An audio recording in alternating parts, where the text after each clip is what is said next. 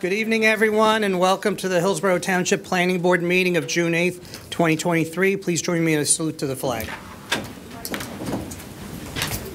Pledge allegiance to the flag of the United States of America and to the republic for which it stands, one nation, under God, indivisible, with liberty and justice for all. Please be advised this meeting has been duly advertised according to Section 5 of the Open Public Meeting Act, Chapter 231, Public Law 1975, otherwise known as Sunshine Law. Notice of the 2023 annual meeting schedule has been provided to the officially designated newspapers, to the Township Clerk, posted on the Township's website, and available here at the Hillsborough Township Municipal Complex. In addition, application documents have been made available on the Township's Civic Clerk website, and complete applications are available in the Planning and Zoning Department for inspection in accordance with the public meeting notice. That may have a roll call of Planning Board members and also Board and Township professionals, please. Vice Chair Julian, Mr. Estag, Mr. Redowitz, and Mr. Delcor are absent. Mr. Wagner? Here. Mr. Peason? Here. Mr. Scobo? Here. Ms. Smith? Here. Committeeman Ciccarelli? Here. Mayor Lapani? Present. Chair Sirachi? Here. Mr. Coyce? Here. Mr. Bernstein? Here. Mr. Mayhew? Here. And myself and the videographer are here. Okay, excellent. Welcome, everybody. We have a few items to get through. I have a number of meeting minutes. First up is the January 12th, 2023 reorganization meeting minutes. May I have a motion to approve, please? I'll make that motion. Is there a second? Second. Okay, any comments? Hearing none, roll call, please. Mr. Wagner? Yes. Mr. Peason? Yes. Mr. Scobo? Yes. Committeeman Ciccarelli? Yes. Mayor Lapani? Yes. Chair Sirachi? Yes. Next, the January 12th, 2023 regular meeting minutes. May I have a motion to approve? So moved. Second. Okay, any comments? Roll call, please. Mr. Wagner? Yes. Mr. Peason? Yes. Mr. Scobo? Yes. Mayor Lapani? Yes. Chair Sirachi? Yes. Next is the February 9th, 2023 meeting minutes. I'll make that motion. Thank you. Second. Okay. Comments from the dais? Roll call, please. Mr. Wagner? Yes. Mr. Peason? Yes. Mr. Scobo? Yes. Ms. Smith? Yes. Mayor Lapani? Yes. Chair Sirachi? Yes. March 9th, 2023 meeting minutes. So moved. Second. Second. Any comments? Hearing none, roll call, please. Mr. Wagner? Yes. Mr. Peason? Yes. Mr. Scobo? Yes. Ms. Smith? Yes. Mayor Lapani? Yes. Chair Sirachi? Yes. And lastly, the March 23, 2023 meeting minutes. May I have a motion to approve? So moved. Second. Okay. Comments from the dais? Roll call, please. Can Ron second that? Yes. Yes. Yeah, sorry. Mr. Peason? Yes. Mr. Delcor? Excuse me, Mr. Scobo? Yes. Ms. Smith? Yes. Mayor Lapani? Yes. Chair Sirachi? Yes, we do not have any resolutions for consideration. We do have a planning board business item, a request for a special meeting on July 20th of this year, Royce Brook Golf Club, or Golf LLC, with a reference file number of 93-PB-31-SRCU, with a current file number of 23-PB-04-RES. Mr. Coyce?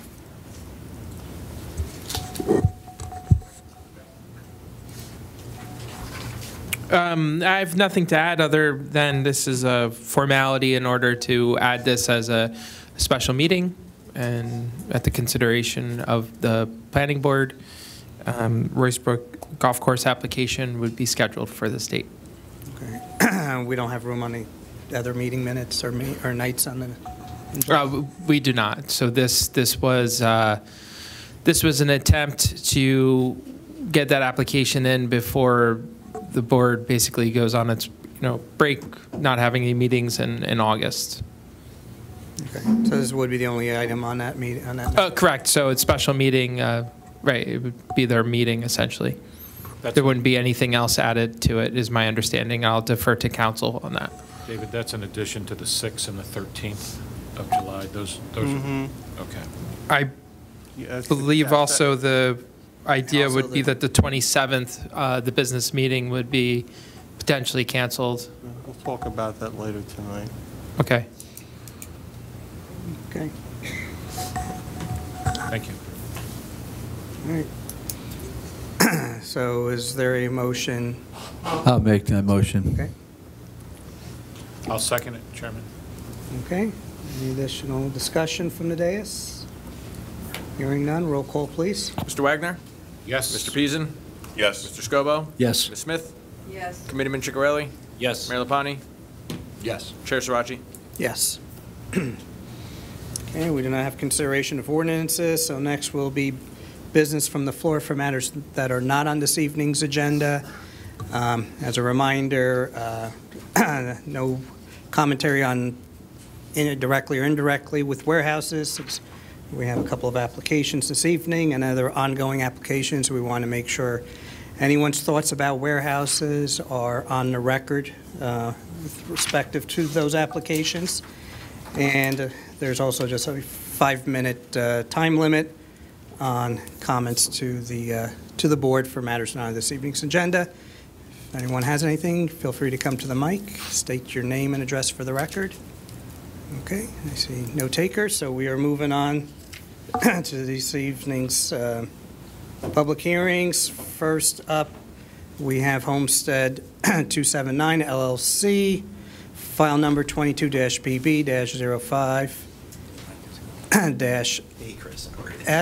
22-BB-05-S/MSPV with the time of decision, June 30th of 2023. And I do believe the applicant seeking further adjournment to a date to be determined by the board, but I'm sure agreed upon by multiple parties. Yes, thank you, Mr. Chairman. My name is Mike Ogrodnik. I do represent,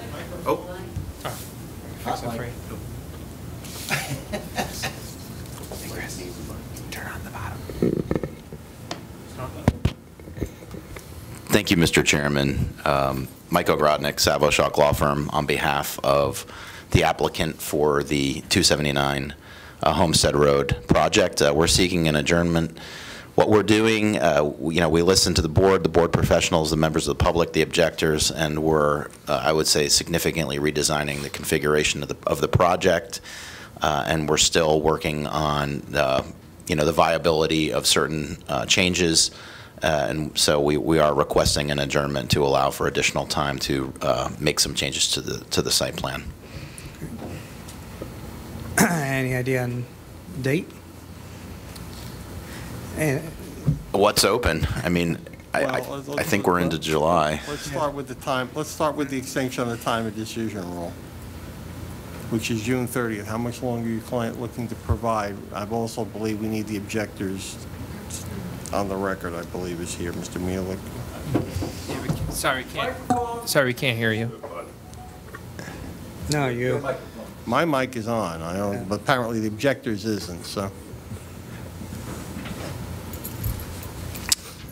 Well, what's the next available witness, or the next available date? We'll certainly consent to additional time.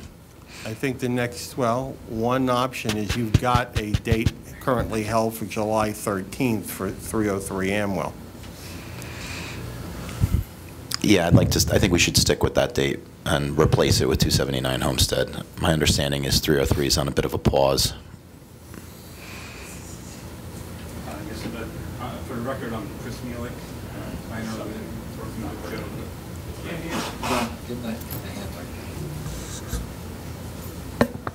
You got it? There you go. There it goes. I got it. Thank you. For the record, I'm Chris Mielek. I'm the planner that's been working with Joe Torriello on behalf of the objector, Sandro Ianella. And we just have two conflicts that we have June 29th and July 6th. They're the only two dates that we are not available. So July 13th. July 13th. July 13th works. I'm on vacation, but Well, you I will be are- able to send my associate, my partner, I should say. I didn't think you had any. Going to send Alex for another round of beating. It's nice of you. So, Okay. And then we need what a are we talking about? time of Extension. decision. Just to the end of July. So July 31st? Absolutely, we'll consent to that. Yeah. And you'll be back in also that night for 303 asking for continuance of that hearing, I assume? Correct. Okay. If I may, Mr. Chairman, I just want to make sure that we have enough time, especially as it's been described that there are potentially going to be significant changes to it. I just want to make sure that we're going to have enough time to review. I know sometimes we've talked about the 10 days, but that's just not going to be enough time. Well, let's... Can we talk about that? Mr. Ogrodnik, you your client to get the plans to Mr. Coyce and Mr. Mayhew by Monday, June 26th, close of business? 10 days is 4th of July weekend, and I hear rumors people go away during that period. It's only a rumor. I will endeavor to speak with my engineers and other professionals to make those changes in time, and I'll follow up with Mr. Coyce via email. If that's not going to work, then we're going to have to bump it. Significant changes, that's correct. So, Mr. Chairman, it's a motion to extend the hearing on Homestead 279 LLC to Thursday, July 13th at 7 p.m. or as soon as thereafter as the matter may be heard. The plans will need to be in the planning office by 4 o'clock on Monday, June 26th, and the applicant is agreeing to extend the time of decision to July 31st, 2023. Okay. So may I have a motion? So moved. Okay. Second. Okay. Any further discussion from the dais? Hearing none. Roll call, please. Mr. Wagner? Yes. Mr. Peason? Yes. Mr. Scobo? Yes. Ms. Smith? Yes. Committeeman Chicarelli? Abstain? Mayor Lapani? Yes. And Chair Sirachi. Yes. Mr. Coyce, you'll advise me accordingly on the plan issue? Correct. Thank you. Okay. Next up, Western Road, LLC, file number 22-PB-03-MSPV. Time of decision, June 30th of 23. This application's continuation from last Thursday, which was June 1st of this year, without further notice. And, okay, looks like the objectors are taking their seats. And also, I'll just note to the objectors, that mic seems to turn on and off by itself because I see it red. So, no, that's right. It's got to go green. There we go. Yeah. I guess it's a power save. Yep. Okay, Mr. Ogrodnik. Good evening, members of the board. Mike Ogrodnik, Savo Schalk Law Firm, on behalf of the applicant. I believe this is our 7th night of public hearing. With me tonight, we have the remaining testimony of Jim Scott. He's our consultant, warehousing consultant. We then have, we also have Steve Randosty. He's our licensed architect on the project. We have Tom Offenerd. He is our environmental professional to just briefly go over his environmental impact statement. And then if we have time, we also have Keenan Hughes, our professional planner. I believe that Mr. Scott was on his cross-examination from the public, although I'd like to have him present some testimony related to some questions from the board at the end of the hearing about operations, anticipated operations on how this applicant would effectuate the warehouse operations, how he would hire staff, et cetera. So he's still under oath. Can I suggest the following? That the public ask Mr. Scott whatever they want to ask him from his testimony from before, and then he can commence his additional testimony from Mr. Ogrodnik rather than re-looping this. So that's fine. Also, they would be up there. The objectors have completed their cross-examination. Did you complete your cross-exam? I don't recall. Yes. Yes, we did. Okay. Thank you. We're in the public portion, which is why the recommendation for the additional testimony. Yep. No, that makes sense. So, motion open to public. So moved. Second. All in favor? Aye. Aye. Okay. Mr. Scott, I remind you, you're still under oath. Understood. Thank you. So anyone from the public, feel free to come up to the mic, can question the witness of his testimony from last week. State your name and address for the record.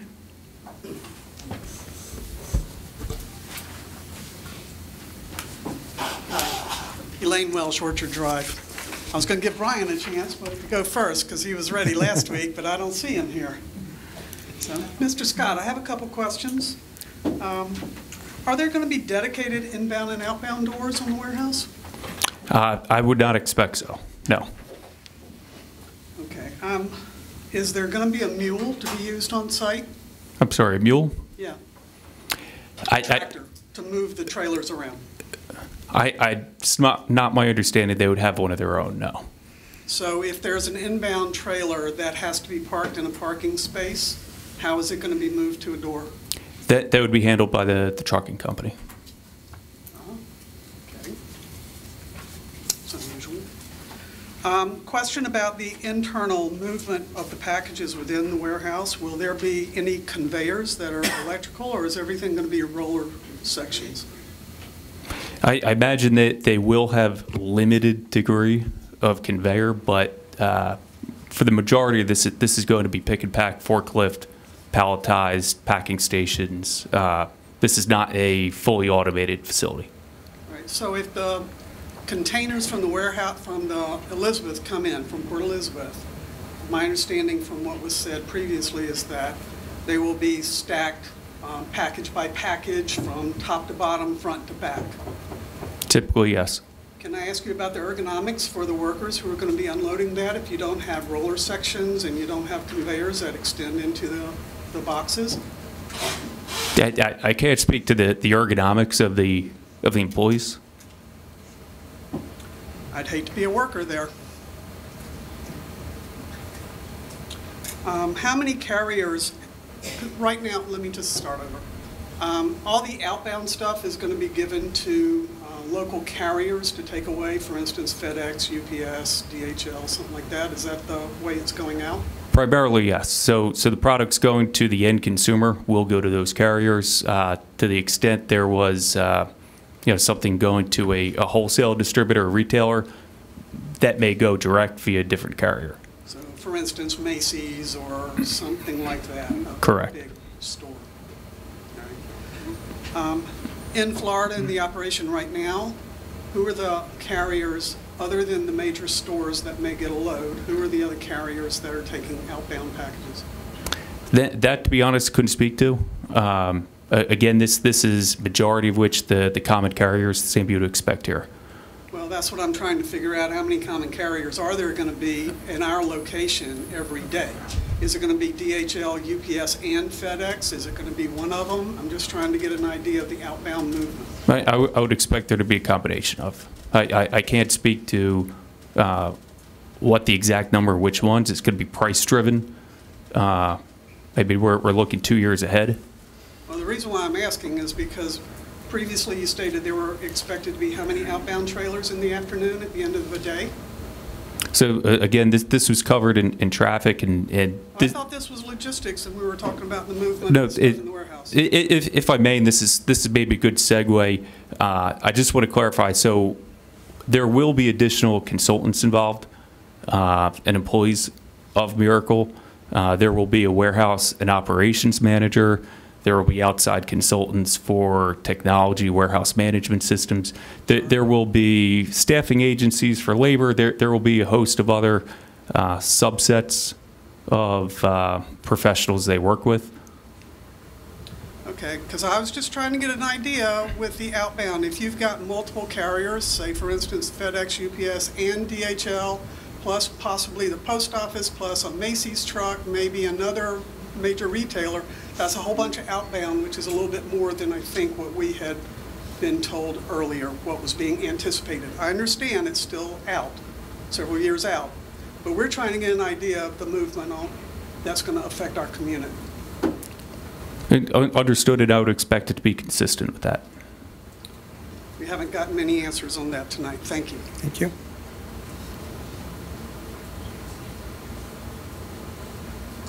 Any other members of the public? Okay, do not.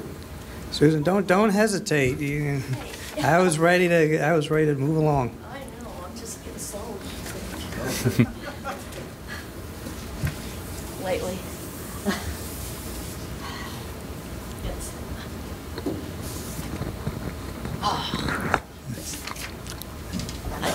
Susan Gulliford, Hunt Club Road. I have a question about the parking lot where you park the trucks, as you were saying, moving them in and out. A couple of questions. In the parking lot, I've seen at previous places that have trucks, they have safety areas in case there's a leak or anything, especially in light of the fact that you're going to have items like degreasers. And you'll have the safety placards on the trucks to tell you what's in them. If there's a leak, what are you going to have in that parking lot? Are you going to have dams? Or are you going to have special equipment? I can't speak to that. To my knowledge, I do not. I mean, this is textiles. We're not expecting hazardous substances. Oh, okay. So the other Miracle Brands products won't be there, only their textiles. Can you be more specific? They said they would have, I looked at their website. I had time to look the last few weeks. And it said degreasers. Somebody up here mentioned dryer sheets and other items that appear to be liquids, chemicals of some type. And I know you have to have safety, some type of safety out in the parking lot in case there's a leak or a spill. In fact, what about leaks and spills from your diesel, from your trucks? And I would tell you all best practices that they would follow any guidelines that were applicable, but to my knowledge, no, there's no hazardous product. Okay, so they're agreeing to only have certain of their products there. Okay. Now, to clarify, I don't believe I said that.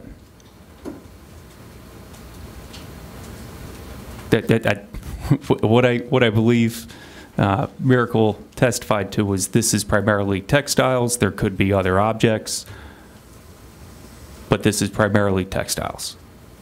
okay, so I had asked previously a question about their fire suppression. If they are not going to have any other items there, that they're not going to need any special fire suppression for any other chemical products that they already are advertising? Yeah, I would expect that to be handled by the architect in the building design. Yes. Okay, I'll speak to the architect. Thank you. Thank you.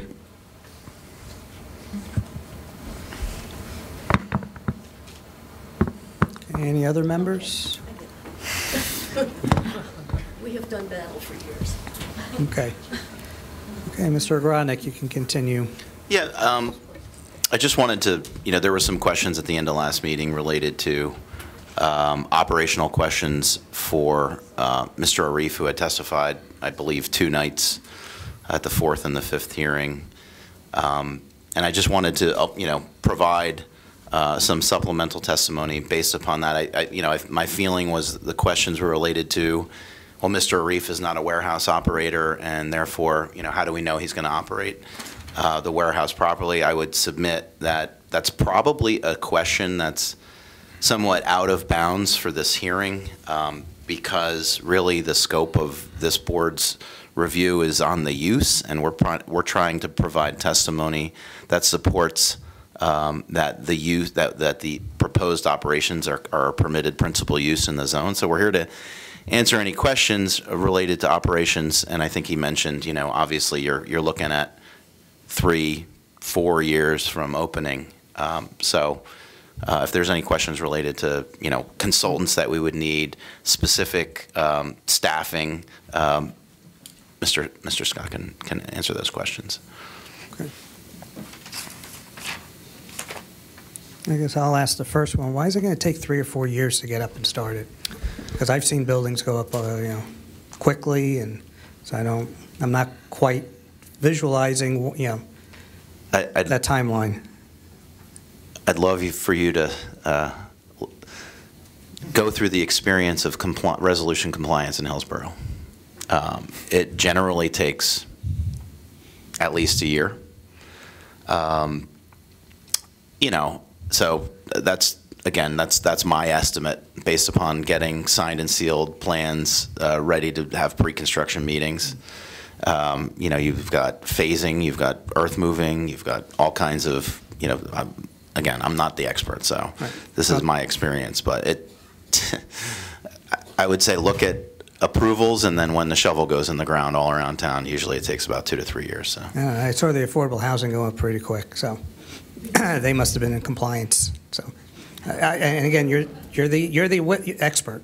Why would it take? What are you anticipating that's going to delay this for 3 to 4 years before you can actually get started? Well, I think we're not yet fully entitled. We have probably 12 months of construction. Projects recently been held up by a number of things, from power transformers from the utility companies to roofing materials that extend projects 4, 5, 6 months. So again, we're looking pretty far ahead here. Okay. Any other members from the dais? Okay. this is like a $25 million project. You know, I find it somewhat offensive that, you know, the board is questioning the ability of this applicant to hire correct professionals to, unload and load boxes into a truck. I think that's out of bounds. I mean, I think that the focus should be on the use. I mean, you're looking at almost $1 million in mechanical treatment devices for the stormwater for this project. So, you know, if I'm the bank, I would certainly be taking a deep dive into the business plan.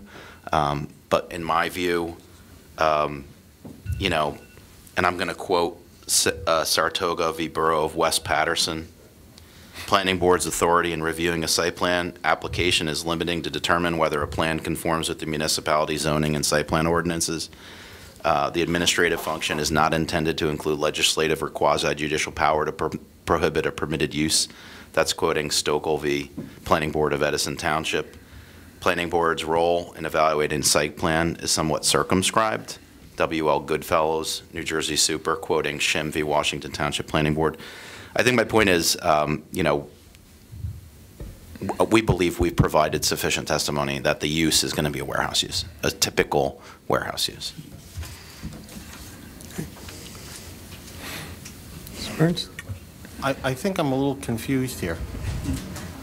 We were told that there was the possibility of additional testimony, and what we got was another lecture on which cases I like out of the Cox book that apply and which cases that I ignore. The board has significant powers.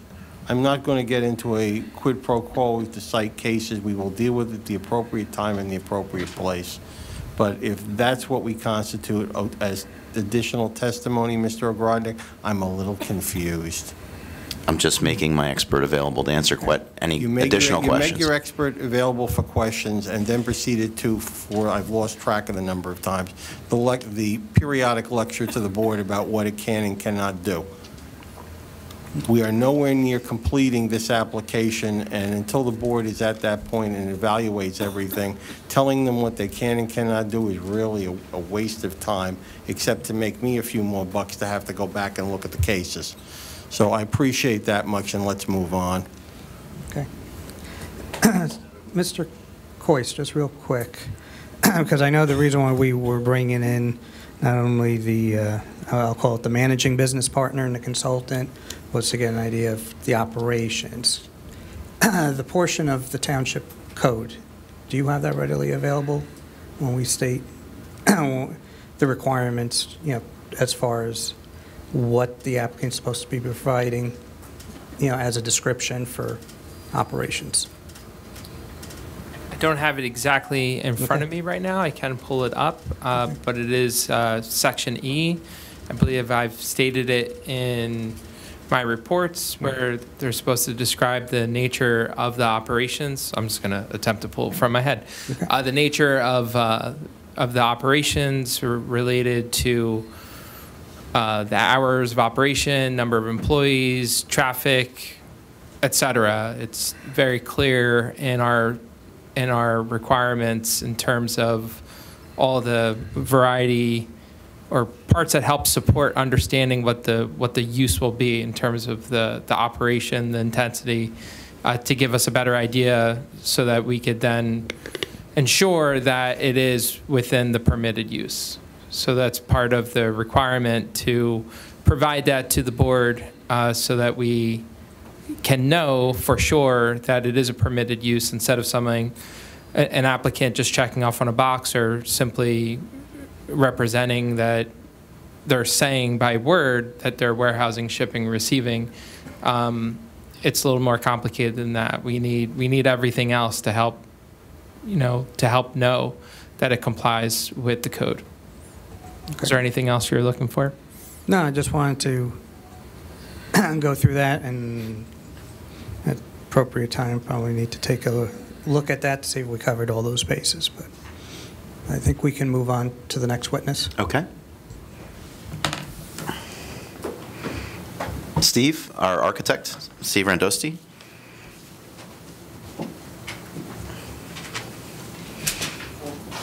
Mr. Chairman, before Mr. Randosi takes the proverbial seat, for the purpose of the record, I have a certification by absent board member, examination of record, eligibility to vote, signed by Mr. Robert Peason regarding viewing the video recording of May 11th, 2023 for this application, so Mr. Peason is eligible. Okay.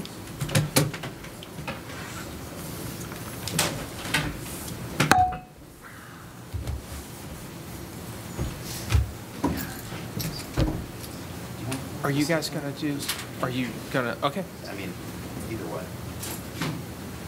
Well, if you guys have it. Might not do your text.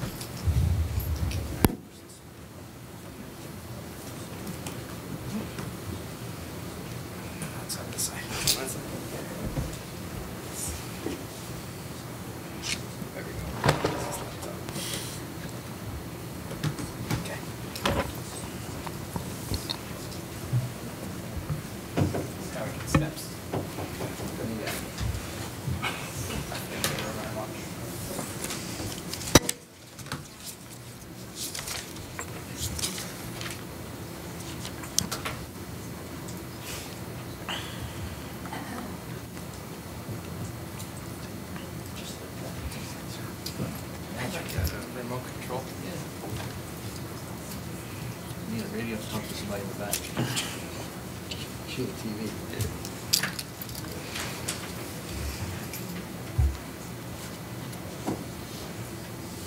Oh, Mr. Radosky, can you please provide the board with your Oh, sure. I do. Here. Stephen Radosti, R-A-D-O-S-T-I. Mr. Radosky, could you provide your educational experience and your professional licenses? Yes, I'm a licensed architect in the state of New Jersey. I graduated from New Jersey Institute of Technology in 1992. I became licensed in New Jersey in 1996. I'm a principal at Perez & Radosti Associates. It's an architecture firm. I'm in charge of operations and design. I've been, over the last 27 or so years, I've designed hundreds of buildings throughout New Jersey, and I've presented in front of dozens of boards throughout the state. Would proffer Mr. Radosky as an expert in the field of architecture. Any objections from the board? Seeing none, we accept. Please continue. Sure. So I have here, the exhibit that I have is sheet SK2, elevations, and it's dated 3/2/23. And these are colorized building elevations that were the original submittal. Michael, what exhibit number? This will be exhibit A5. A5.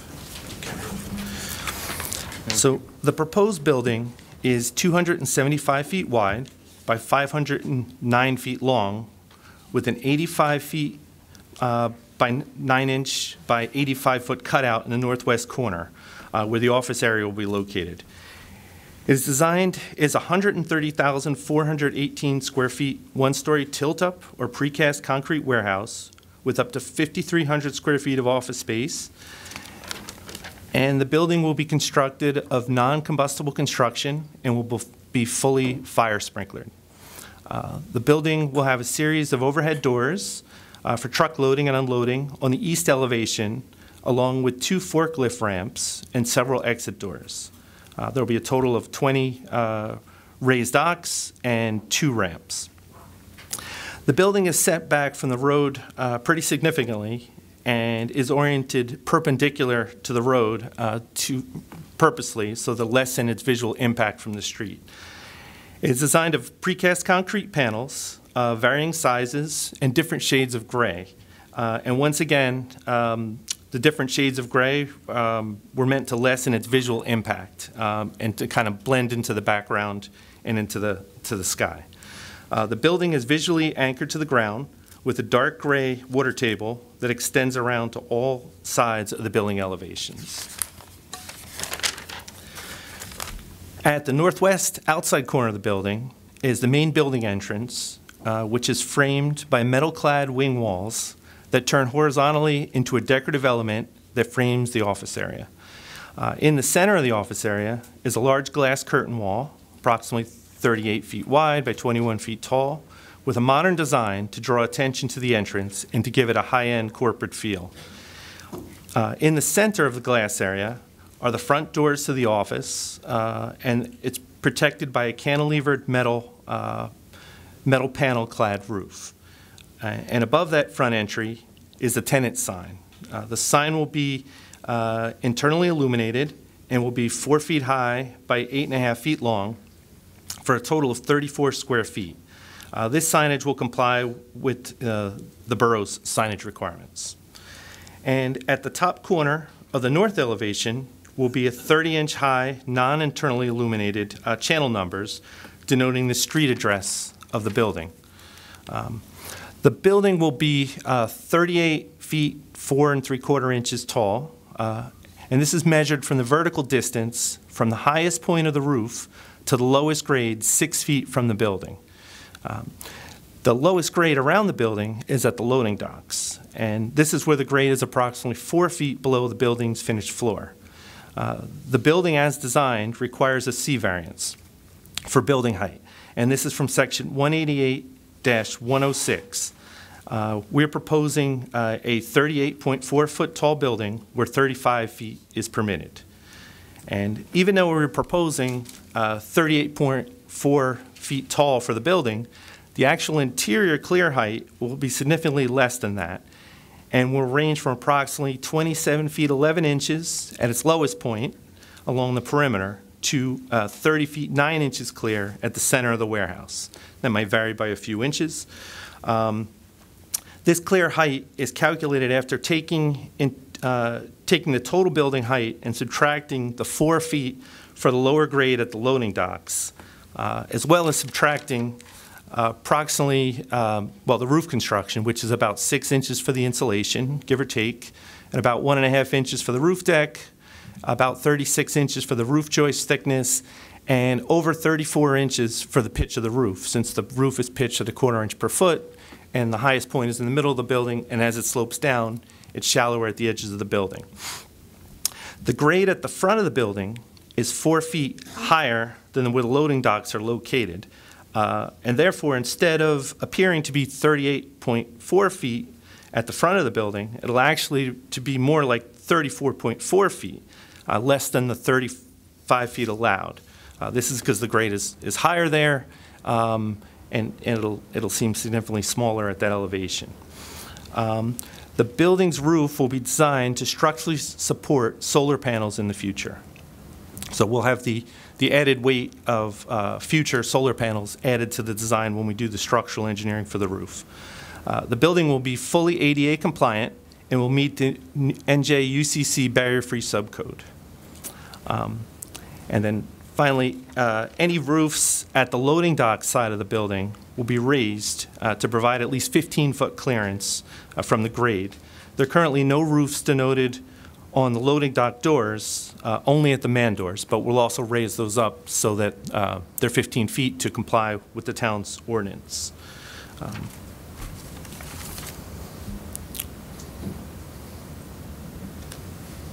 Any questions from the board? Any questions from the board? Mr. Boyce? No questions at this time. Thank you. Lee? Thank you, Mr. Chairman. Just have one question about building height and appearance towards the roadway. Can you tell me what the finished floor elevation is proposed?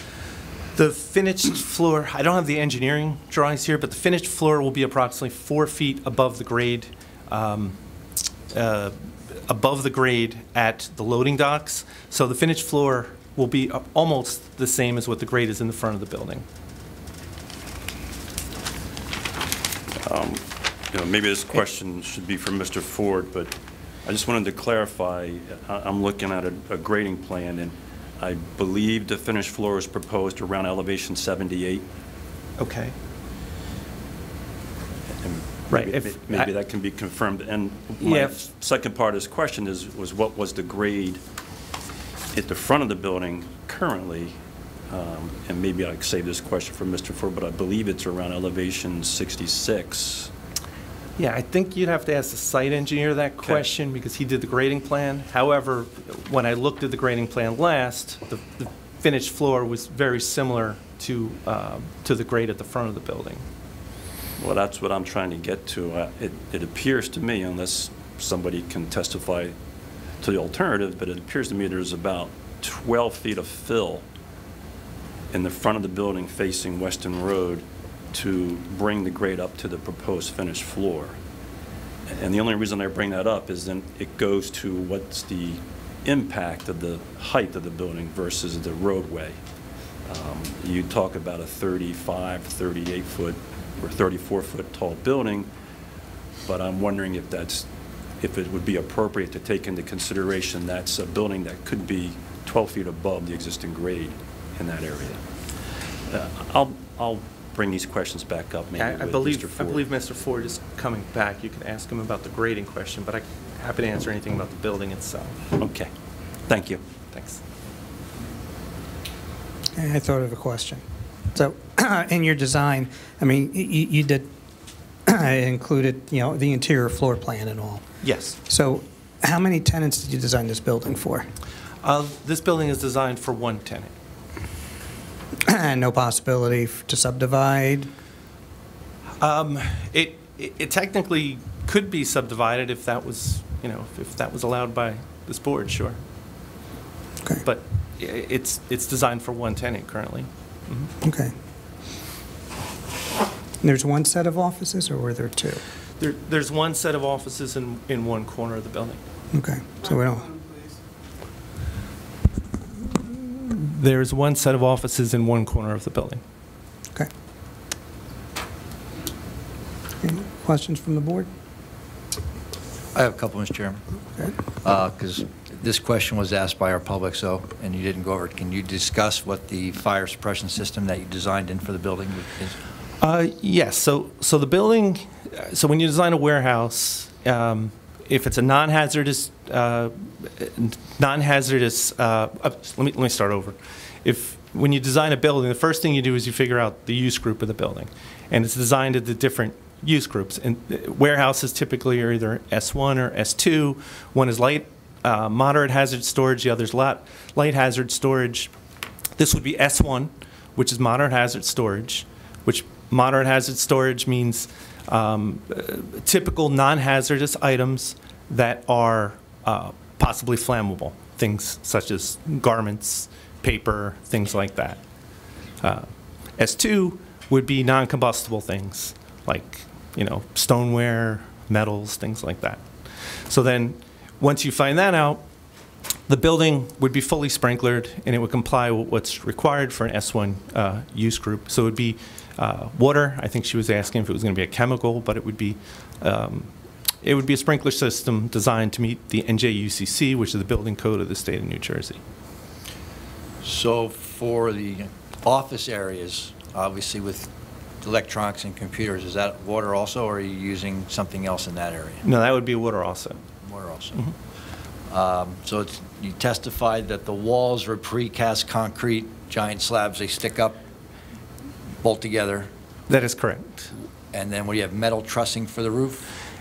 Yes, so the walls are typically concrete sandwich panels, so they're typically 10 to 12 inches thick. It's concrete, outer pieces are concrete, and then there's insulation on the inside, and that's sandwiched between it. Typically, the walls themselves add up to a 3-hour fire rating. So if you go by, UL, which is pretty good, and they're non-combustible. The roof itself would be open web steel joists.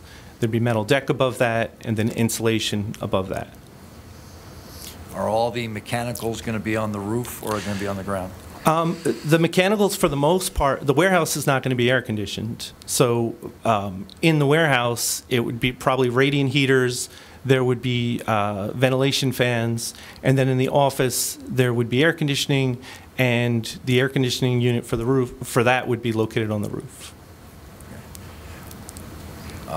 So you testified that the roof would be designed for future solar, which I guess is part of the statute that New Jersey has for large warehouses to be solar ready. Yes, it will be designed to be solar ready, and what that means is that you increase the loading on the roof joist, so that if they want to add solar panels, it's designed for it.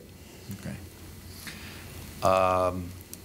The floor is a poured concrete, I'm assuming, to support the weight of the... That is correct. Okay. Are you involved in the designing of the interior, meaning the rack system or anything like that, or is that somebody else? We do not design the rack system. We've worked with other rack system companies in the past. There's a bunch of different companies in New Jersey. There's actually a very big one on the Turnpike in New Jersey, but they designed the racking, and they designed the systems for the picking systems and the electronics for that. So you testified that the warehouse area is not going to be air conditioned. I'm assuming it's heated. So just by radiant heat? It would be heated. Yeah, typically they're not. Just heat. Okay. A space of that size, you typically don't air condition it. And lastly, you do have 2 loading, quote-unquote, ramps on the building. Now, that this is is correct. supposedly all internal. What are the loading ramps? Are they for something to bring equipment in? Or? Yeah, those ramps are if you need to bring a forklift out of the building or a large item, or so you could roll it out of the building, basically. It's not for bringing trucks in. It's more for bringing large items into the building or bringing a forklift down. Is that a requirement? Because obviously the testimony was everything was going to be done internally, so I don't understand why we need to get a forklift outside into the parking lot. Well, I mean, it's pretty typical in a warehouse that there's a forklift ramp. Okay. I mean, I know you're just the architect, but I don't know if they had given you have 2, so as opposed to 1, why? Well, just since the length of the wall, we have one on each end, so they don't have to travel all the way to one side. We have one on either end. Okay. That's all I have for now. Yep. Okay. All right. Do I have to reopen the public? Or I do have a question, Mr. Chairman, before we reopen. Okay, please. Mr. Radowitz, you testified that this building was set up or designed in such a way that it would be substantially distant from the roadway. What do you define as substantially distant, and how is it being addressed to minimize the impact to the neighboring properties? So it's set back, I believe it's about 160 feet. I don't have the site plan here, but I think it's about 160 feet set back. We have it perpendicular to the road so that its visual impact from the road is less by turning the building. Instead of seeing the side of the building, you're seeing the short end of the building. Do you have a design drawing of that from your architectural plans? I have the floor plan here. Do you have any plans that show its relationship to the road? So this is Western Road, where the cursor is here. This is one of the driveway entrance, where it's from memory, I believe it's about 160 feet from the road. Is that? And how long is the frontage of the building as you've designed it? So the building is 275 feet wide. So that's along this dimension here. It's actually, I'm going to zoom in a little here. So it's actually shorter than that.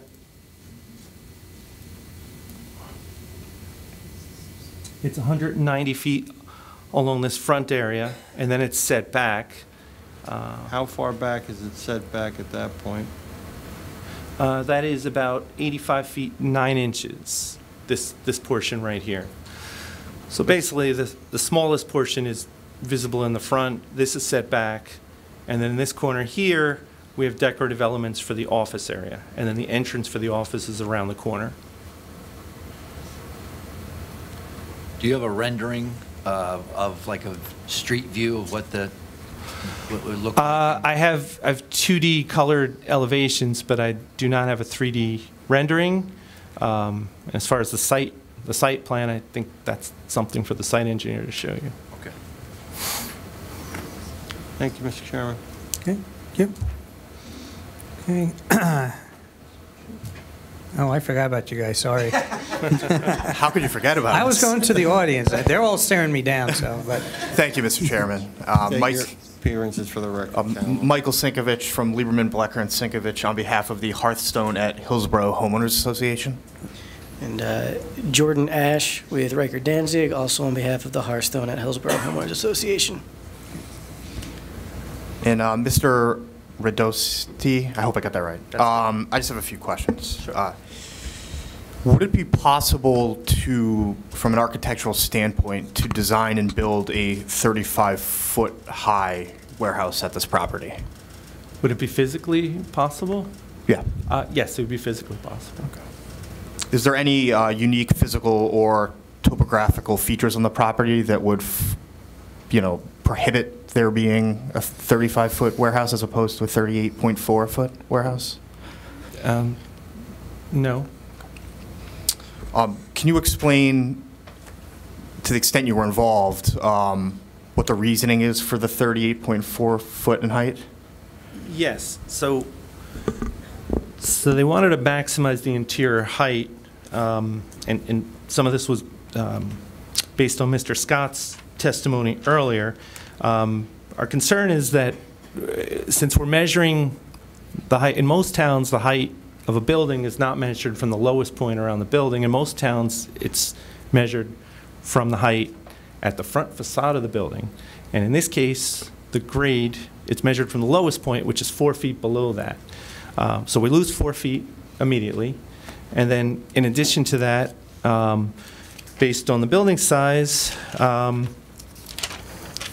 the roof structure thickness, the joist thickness, and everything else, when you subtract that, you're pretty much subtracting almost 10 feet from the height of the building. So instead of having 38.4 feet, you have 28 feet, I believe. What is this? I have my calculations here. 27 feet 11 inches at the lowest point. So once you do that, the building's not so tall. I'm used to, plenty of other towns where we do design warehouses 40 feet, 50 feet, 60 feet. So this is, relatively shallow, and the definition of height here is different than most towns. Sure. So that's the reason for the additional height. Okay. But there's nothing that's requiring that additional height. It's just to maximize the interior usage. To make the interior more efficient, yes. Did you design the parking layout, or did you have anything to do with parking? No. Okay. Did you design the the lighting in the parking lots or have anything to do with that? No, I only designed the building itself. So with regard to the building itself,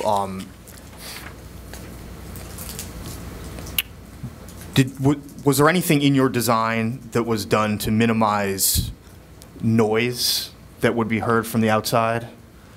I mean, the building, I mean, I think the construction type that we're using does help minimize noise. I mean, the thickness of the wall, there's a central core of insulation, and it is better than a conventional concrete block building, which warehouses used to always be built that way, or a metal prefab warehouse, which I'm sure you've seen many of those, where the walls are just corrugated metal panels, and inside they have just fiberglass bad insulation in bags. These walls are thicker, and then they have a continuous insulation on the inside, which also makes them thermally better, because there's no thermal bridging like you would have in a metal building. So. And you had testified previously that there's going to be no air conditioning in the building, is that correct? There'd be air conditioning at the offices. Okay. But not in the rest of the warehouse space? Not in the warehouse. It would meet building codes, so there's ventilation requirements, and there would be heat. Would there be anything done in the middle of the summer to cool the building? And I guess what I'm getting to is, would you be having the loading bay doors open? No, because newer warehouses, you typically design them, I mean, there's required air changes per hour and things that weren't requirements in the past, so it's done through mechanical ventilation of the building. And we may, we may also have ceiling fans and things along that nature. I have nothing further. Thank you. Thank you. Okay. So I have a motion to open up the public. I'll make the motion. Okay, Mr. Gobo made the motion. Is there a second? Mr. Agnew made the second. All in favor? Aye. Okay. If there's anyone from the public, get up to the mic fast. State your name and address for the record, and probably also forgot just to make sure that you're not represented by the... Oh, I'm independent, as you know.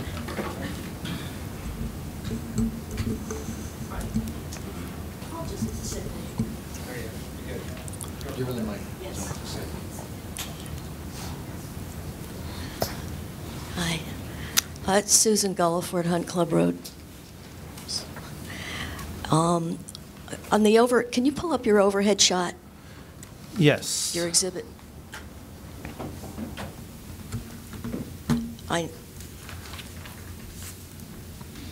Okay. That square on the corner where you have the office, if that were squared off, do you have any idea how many square feet that would add to the building? If I cut that off, if I squared off this corner? That corner, yes. It is 85 feet 9 inches by 85 feet.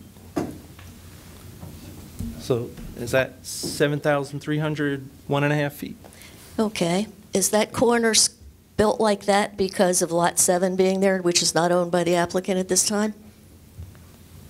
I believe it is. Okay, so that includes the buffer for Lot 7, since they don't own it at this point? I'm not the site engineer. I designed the building. I did not design the site. Okay. Mm-hmm. So if the applicant acquired the lot, the building would be larger. Would that mean that they could have any additional parking or any additional truck parking? That's not a question for me. If you could ask me about the building, I'd be happy to answer that. Previous people who have been up here have already referred us to you, so you're lucky enough to get questions about break rooms and bathrooms. Okay, I can answer that. Good. Is there a break room? Are there bathrooms? Are there enough bathrooms to allow for the drivers to use the bathrooms, the truck drivers? Yes, so the design of the office itself hasn't been designed at this time. Assuming that we're approved, then the next step would be to design the office itself. However, the offices would meet, the plumbing would meet the National Standard Plumbing Code, which is the code in New Jersey. So the code tells you how many plumbing fixtures you need for both men and women. For warehouses, it shows you how many you would need for offices, as well as what you need for the warehouse. So to answer your question, yes, there would be bathrooms for users of the warehouse, and there would be bathrooms for users of the offices. Okay, for employees and for the truckers coming in, so they have a place to pee. Yes. Okay, yes, thank you. And there would also be a break room, to answer your other question. Thank you. Mm-hmm. Nobody else knew that. Do you know if this building was originally square? I just don't remember that cutout in the corner originally. Not since I've been hired. Okay. One other question on the air conditioning. Health and safety of employees working in there. Amazon, as I'm sure you're well aware, has had some repeated problems, health problems, with warehouse workers being overheated in non-air conditioned buildings. How are you going to have like huge fans? How are you going to account for health and safety? So, so when we would have, I mean, I can't speak for Amazon. I've never designed an Amazon warehouse. However, we would have, they have things called destratification fans that they basically circulate the heat and the air to bring it from the top down to the bottom. We could have ceiling fans to move air around. But in addition to that, which, you know, that's not required by code. What is required by code is to have so many air changes per hour, some outside air coming into the building. And we're going to comply with, you know, all current building codes. Okay, and I'm sure the warehouse union will help you with that. Probably. Okay, I've been lucky enough to, in college, have worked in a building like that, and the air exchange isn't always great. Thank you. Thank you.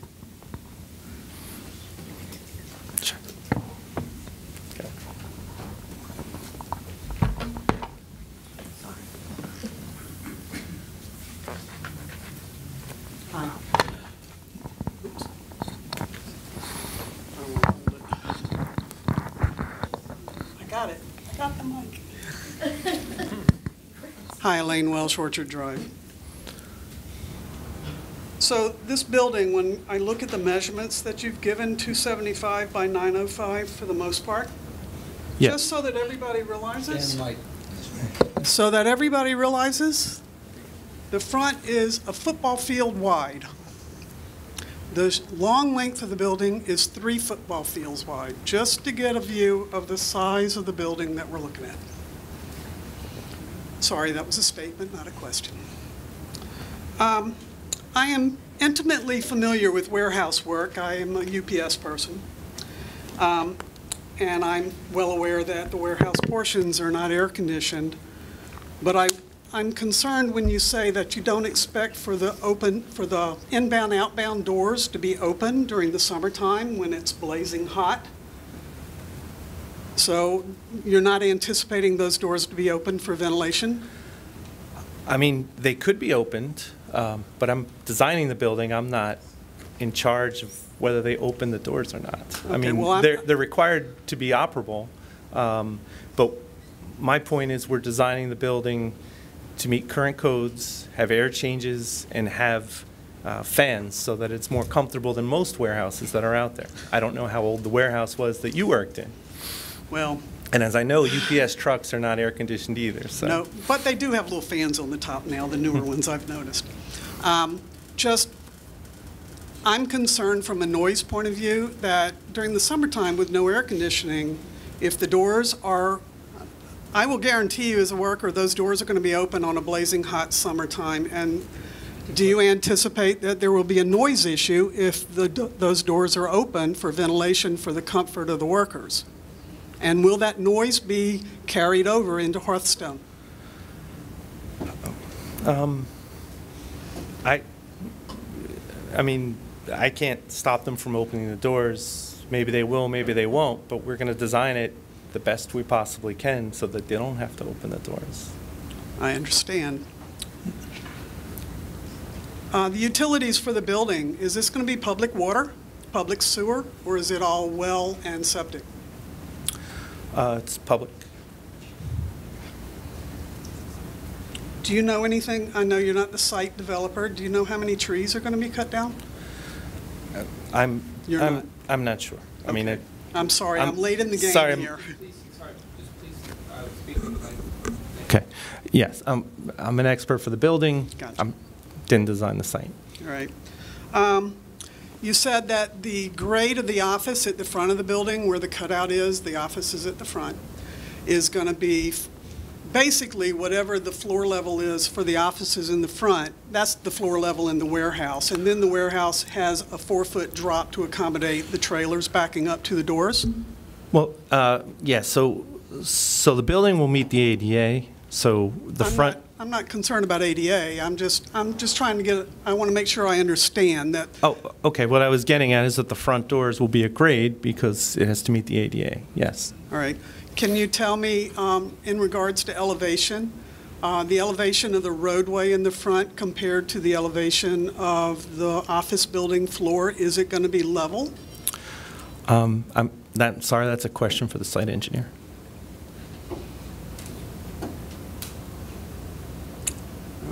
Okay, then. Thank you. Okay, thank you.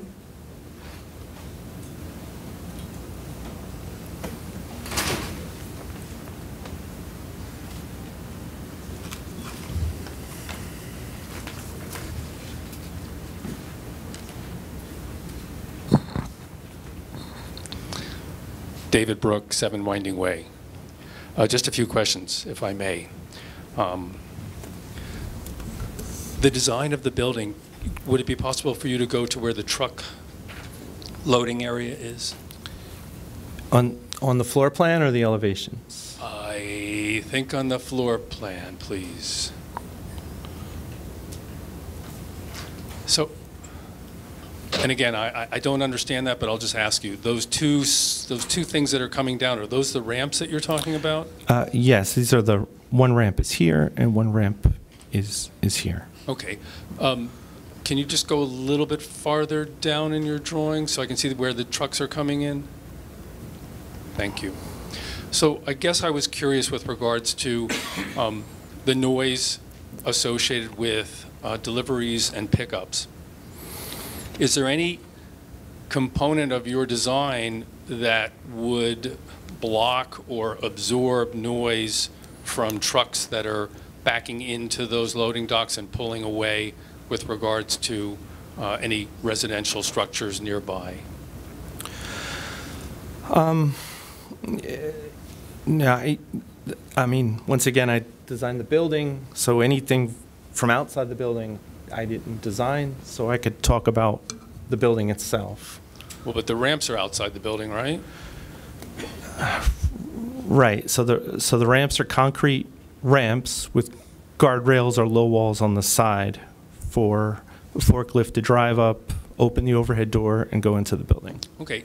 So let me just ask, is it possible for you to design a building that would have either noise barriers or some way to reduce the sound from trucks pulling in and out? I don't think I could, because the buildings are coming from outside the building, pulling up next to the building, so that's not something a building could really do. It's not possible to put a sound barrier where your ramps are, for example? The ramps coming out. Yeah. I mean, if the board wanted us to, we could raise the height of the walls at the ramps themselves, so maybe it was less visible. It may block some noise, but it wouldn't be a sound barrier. Okay. Have you previously designed buildings that would provide sound barriers associated with the design? Usually a sound barrier is not part of a building. Sound barriers are walls that you see on the side of roads, or sometimes on sides of sites. They're typically retaining walls made of concrete. They're not typically part of the building. Okay. Just to change the questioning, there is no air conditioning. You're dealing with, what do we call these? Towels, consumer goods. Do they come wrapped in plastic? Do you know that? I may be pushing my luck asking that question, but I'm just curious. I would assume that some would be wrapped in plastic. Because the question that I'm wondering about is if you're storing all these consumer goods when there's no air conditioning, I think of my towels in my bathroom in the summertime. If there's no air conditioning, they start to get kind of mildewy. Do you have a sense of how you prevent storage of those kinds of things from becoming all mildewy? Yes, I mean, the building is going to be designed so that it's dry and it's going to have ventilation, and then there'll also be fans. I mean, this is pretty much the modern standard of how warehouses are built. It's very rare to have a warehouse that's air conditioned. Usually, when it is, it's a very small warehouse, something where there are more mechanics inside the building, more of an industrial type building than a warehouse itself. Okay, thank you. You're aware of the location of this building to Central Jersey Airport? Are you familiar with the airport? Central Jersey Airport? Is that the right name for the airport? I think it's the... It is, Mr. Brookwood. I think this is beyond the scope. Beyond the scope of the architect. I think it's not, and I would just simply be allowed to continue this line of questioning if you don't mind. So, you're familiar with the fact that it's there. Do you have, you were talking about the height of the building.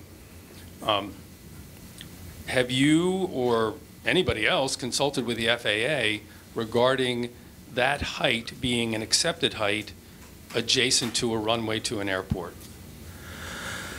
I don't know if anybody else has. It's not an overly tall building. I mean, I've never once talked to the FAA about a height of one of my buildings, but this is not a high rise. It's not 75 feet tall.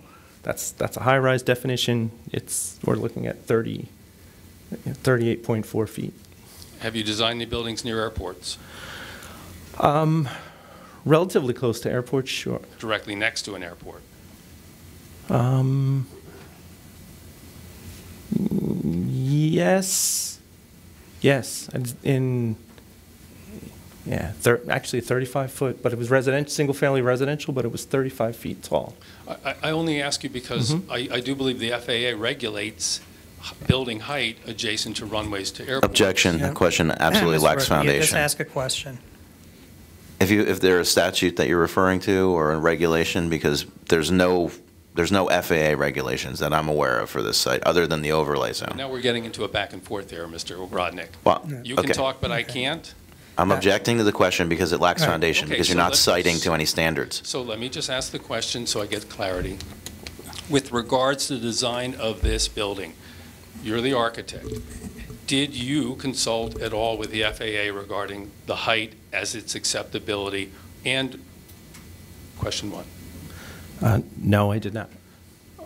Are you aware that you need to consult with the FAA as an adjacent property owner building a building adjacent to an airport runway? I haven't heard of that before. Okay, thank you.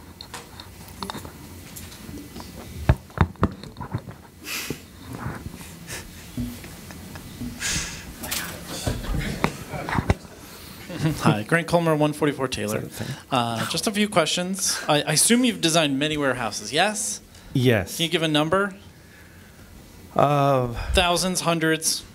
I mean, I've designed probably buildings. I've probably designed about 800 to 1,000, and warehouses maybe 40. Okay. For this warehouse, the type of design and the architect that you are, what are the typical uses that you have seen for this size, shape, and other things for you have designed of the 40 warehouses?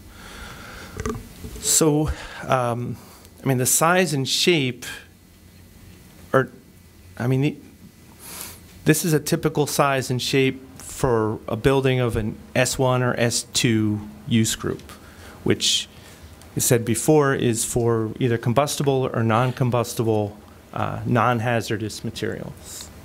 Such as, and goods, services of all types? Such as, I mean, it's pretty standard size. It's a single loaded, so we have overhead doors on one side versus double loaded, which would have it on two sides. I mean, the depth of the building, the size of the building, it's pretty standard. Right now, the uses is for total internal sort of use. Does your design allow for external use to come in and out in the future?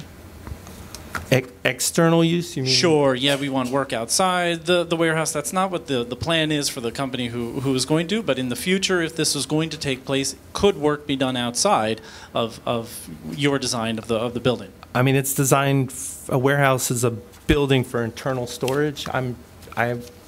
They're not proposing any storage on the site. Yep, that's not the question. It's could it be used in the future for design of Objection, outside? it's hypothetical. It's also prohibited by the ordinance. It would require a use variance for outdoor storage, so it's a hypothetical that's not been testified to. Oh, totally. Yeah, absolutely. It's just the design of the building. I'm just wondering, for other type of uses, could it have happen Again. for the 40 designs? I mean, I believe that, as how he was just saying here, is that it's not, we're not looking for an outdoor storage use. You would have to come back to the board and get an outdoor storage use because we're not looking for that at this time. That would be for a board question. I don't know if that is. But thank you. That's it. Yep.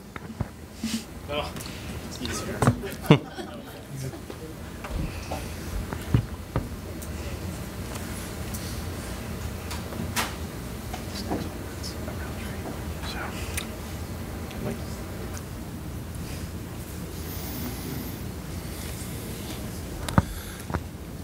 You're welcome.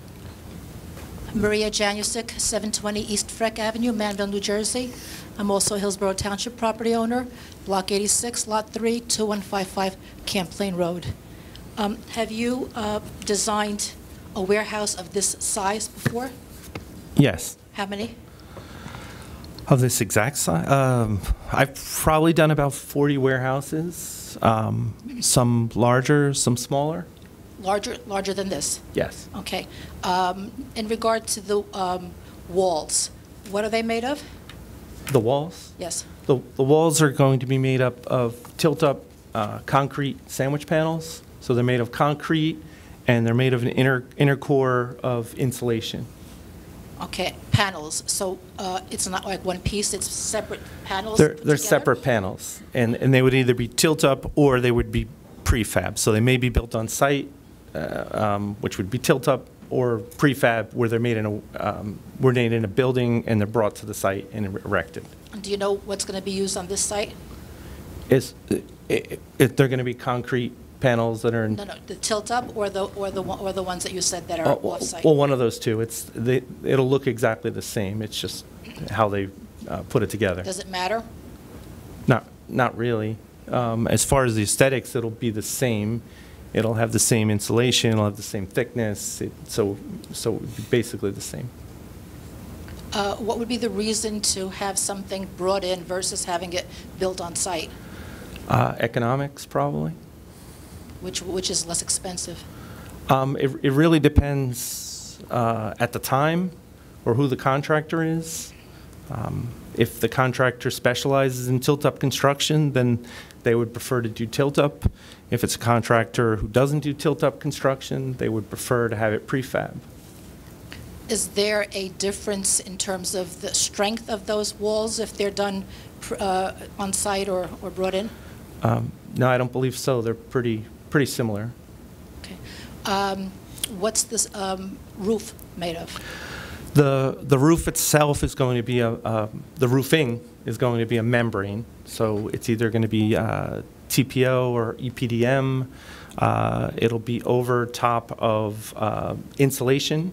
So probably polyiso insulation, which is a foam insulation board, over top of metal decking, and the metal decking will be on top of metal joists. Okay. And is that very heavy? It depends how you look at it. Relatively speaking, no, it's not that heavy because the joists are designed in a way to minimize the amount of steel. so that they're strong. So it's the joists are going to be probably about 3 feet in depth, and they'll have diagonal members, which create triangles, which is the strongest shape. So to answer your question, relatively speaking, they're not super heavy. Okay, but for a building this big, what is the weight eventually on a building this big? The weight. So the roof is going to be designed to support snow load, and it'll be the walls and the roofing itself will be designed to support the wind load. It'll have designed for a certain live load and a certain dead load, and in addition, we'll have additional weight design for future solar panels. What is live load and what is dead load? This is the way that when you design joists, roofs, you design things. There's live load and dead load. It's kind of technical. It's basically things that are kind of permanent or dead load, and things that move around are live load. Like snow is live load. Anyway, we're getting off the topic. I think it's going to be designed to meet the building code. I understand, but I just wanted to know what materials are used and what the weight is, because this is a huge building. So for something, was it 3 football fields long? So you're talking about a lot of weight. Have you heard? Okay. Well, I mean, the roof joists aren't going to free span the entire building. There's going to be columns and beams in between that'll be anywhere between maybe 48 to 60 feet in spacing. So it really doesn't matter if this building is 1/10 of the size or 5 times the size. The spans between the beams are going to be standard widths. So the amount of weight is transferred to those beams, which transfers to the columns, which goes to the foundation. So long story short, it doesn't matter how big the building is. Have you ever had an incident or know of an incident where the walls broke, cracked? Not on one of my buildings, no. Not on one of yours, but have you heard in general, as someone who builds these, who designs these buildings, have you heard of it? Because I think a few years back there was a huge warehouse that one of the walls caved in. Sorry to hear that. Yeah. So yeah, I was sorry to hear that too, and I'm sure the people that worked there were even sorrier. So there's no windows? Yes, there are windows. There's actually clear story windows above the loading bays. Actually, go to the elevations here.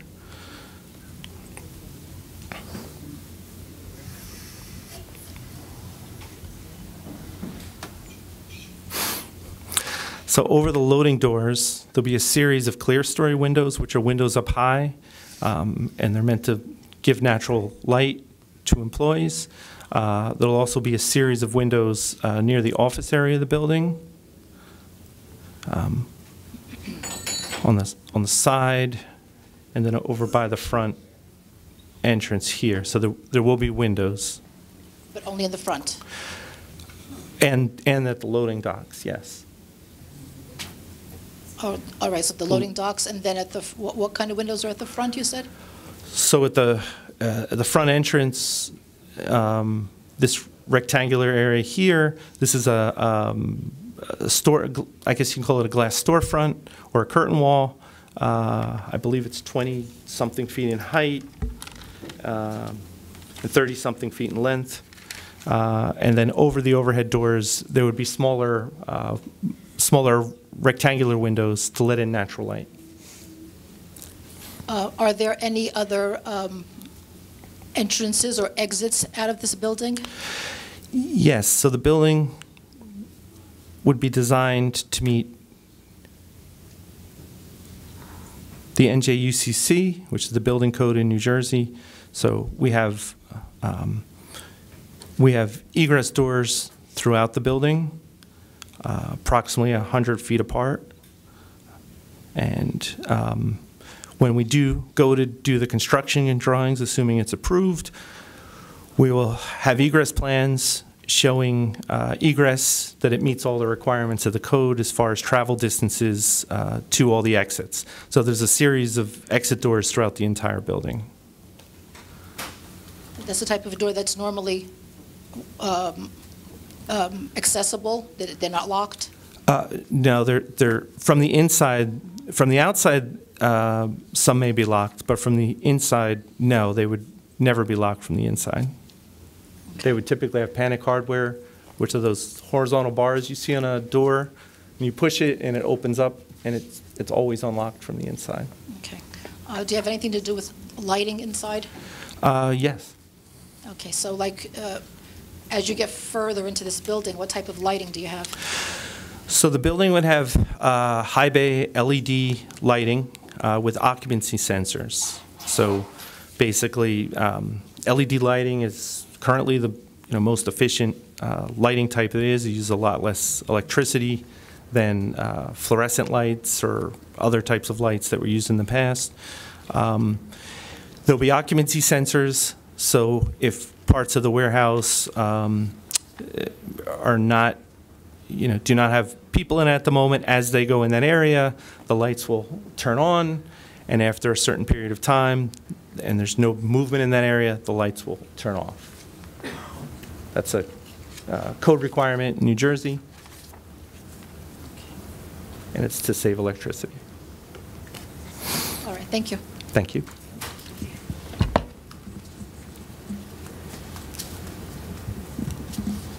Can I go again?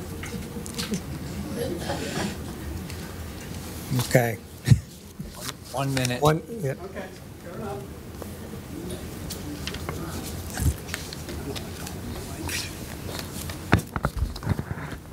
Just got to be firm. Elaine Welsh, Orchard Drive. Just two questions. Aside from the front office area where the elevation is ground level, the whole rest of the perimeter of the building is 4 feet elevated, is that correct? No. So the only area where it's 4 feet below the finished floor is in the area from this portion here, which is the first overhead door, all the way to the last overhead door. Okay. So around as I'm looking on the left side, on the rear of the building, and the top part, which is the other side of the building, all of those are ground level? They're all within a close. They're all close to ground level. Mm-hmm. All right. Is there any? I'm just conceptualizing the building. So right now, all the inbound, outbound doors are on that side where the ramps are for the on the lower part. All the overhead doors are located on the east side of the building. So the rest of the perimeter, the back side of the building and the top on the orientation here, that's all just solid? Right. These are just egress doors throughout the building. Personnel egress? Correct. So there's no design at this point to put big overhead doors for tractor trailers to drive inside the building? No. Okay. Not at this time. Could it be altered that way in the from a building point of view, should the use change? Could that be changed? Could somebody build that with the design that you've already put in for this? Could they put, I'm sorry, can you rephrase that? Could they, so let's say the building turns over and some other person is buying it for a different type of use. Right. Would they be able to put a hole in the back wall and make a big door that a big truck could drive through? Not necessarily a tractor trailer, but just a big truck? I mean, somebody in the future could hire an architect to design a door that could be built into the building, and then possibly the grade would have to be modified. I mean, they'd have to get approval for this. This couldn't. Yeah, but it could be done for future use, aside from permitted use for the warehouse. I understand that part. Yes, So, yes. I mean, somebody could be hired to do this in the future. Okay. One other question. I'm going back to the bathroom question. I know you said the bathrooms have not been designed at this point, but do you foresee bathrooms just being in the front office area where the plumbing would be needed? Or do you foresee design somewhere else in the warehouse for bathrooms?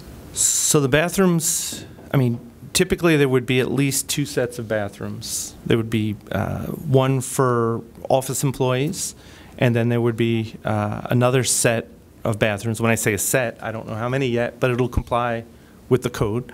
That would be for people in the warehouse to use. And I understand you say that has not been designed yet, but do you foresee those, the warehouse bathrooms, to be located up towards the front where the office is, because that's where the plumbing is going to be put in? I'm not sure yet where it would be. I mean, there's different schools of thought where to put it. I mean, sometimes you want to put it where the plumbing is, but another thought is you want to put it where the users are. So it might not be in the front, it might be located elsewhere.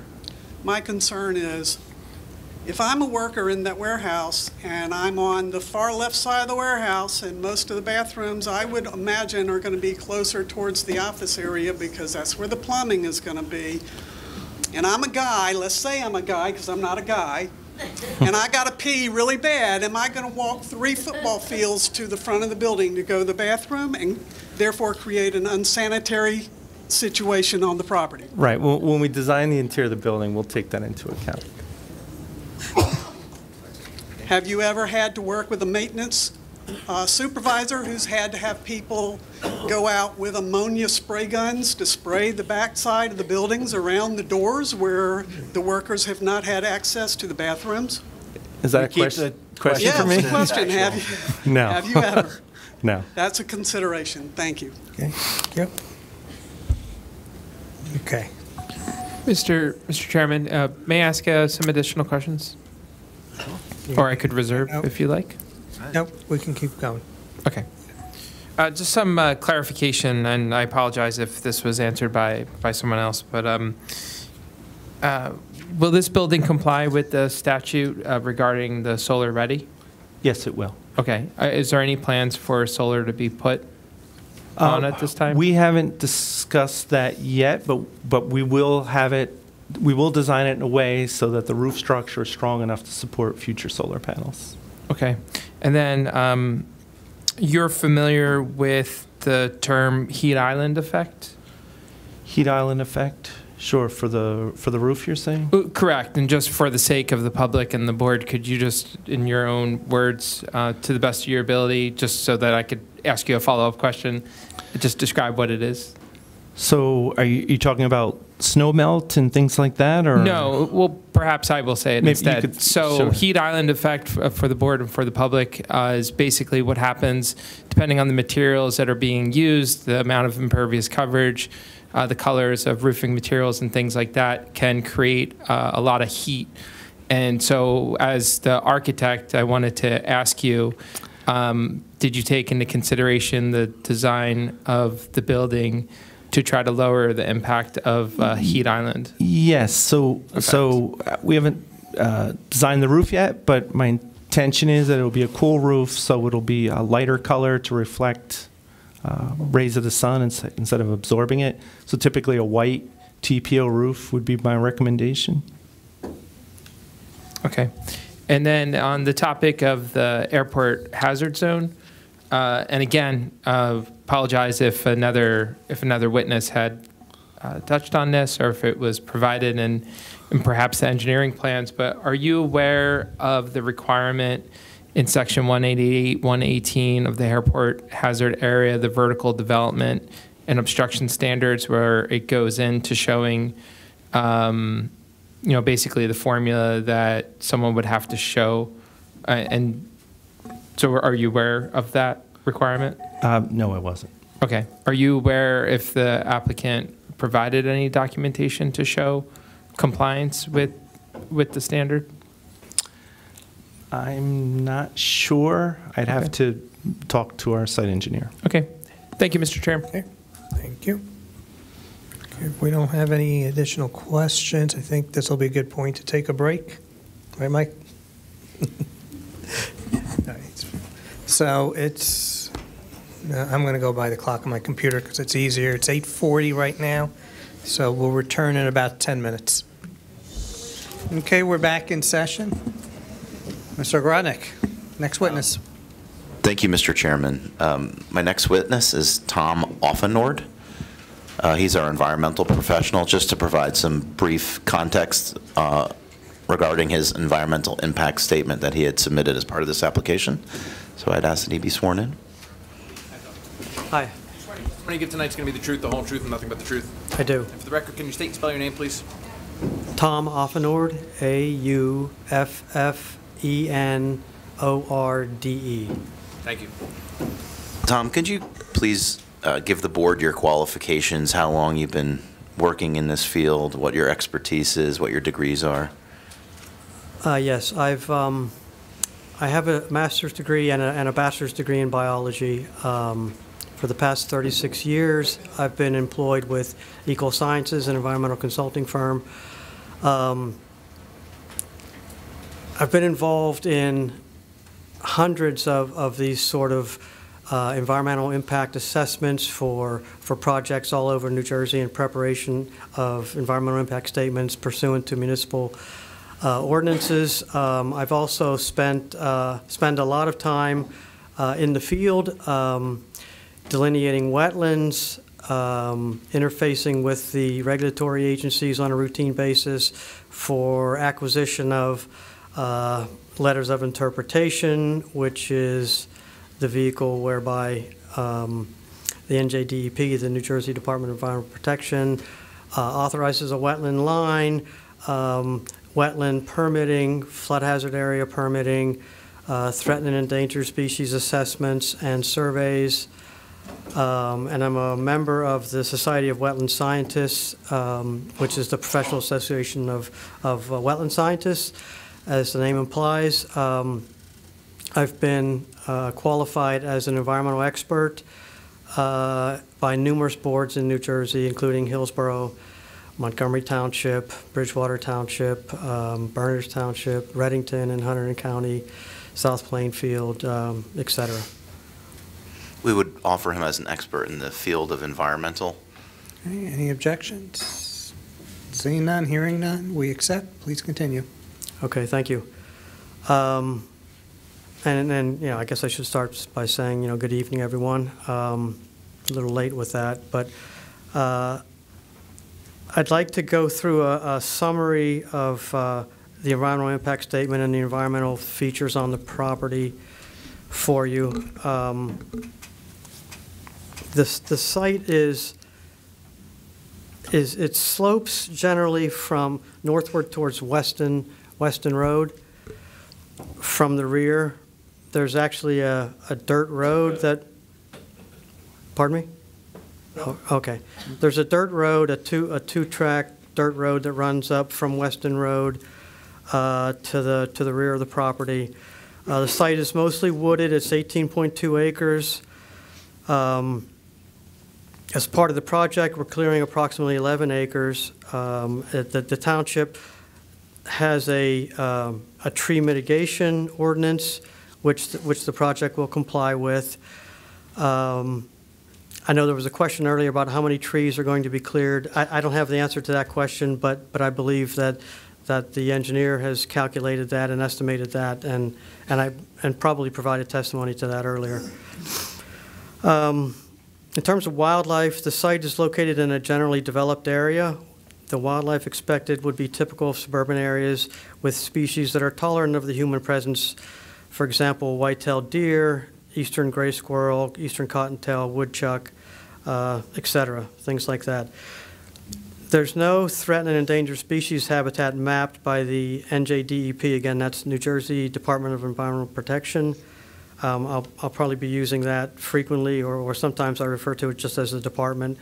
But the DEP has mapped the entire state for areas that can provide threatened and endangered species habitat.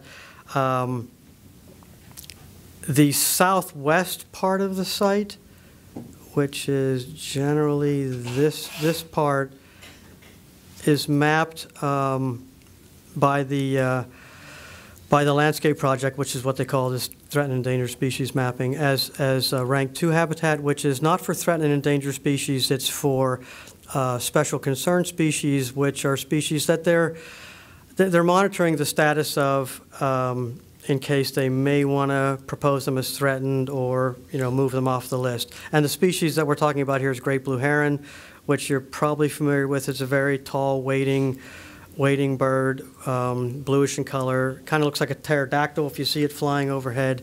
It's strongly associated actually with water, but there's no water really in this part of the site other than the wetlands, but they dry out.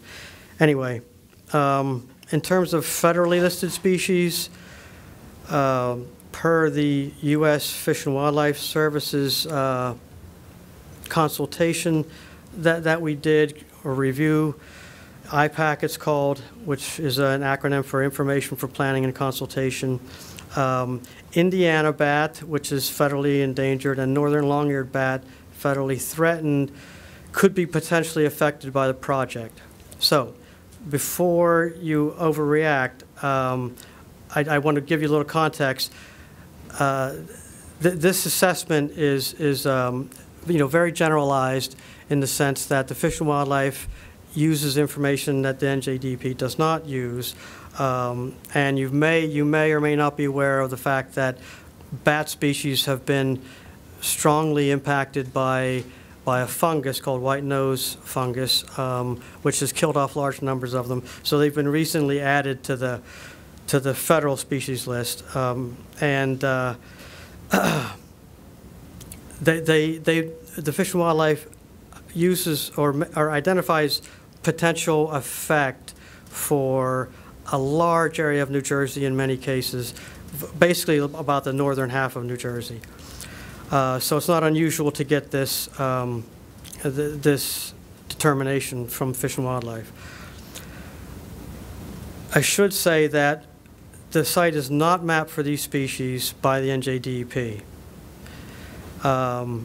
And in terms of the project, how this is going to be handled by Fish and Wildlife is, I'm going to say more about wetlands later, but we do need wetland permits for this project. And when we go in for that application, the DEP sends a copy to the U.S. Fish and Wildlife Service.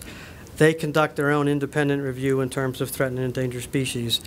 And as part of that review, typically, and we expect in this case, that Fish and Wildlife will ask for a condition that limits tree clearing for the project to the winter months, to the April to, or the October to April period.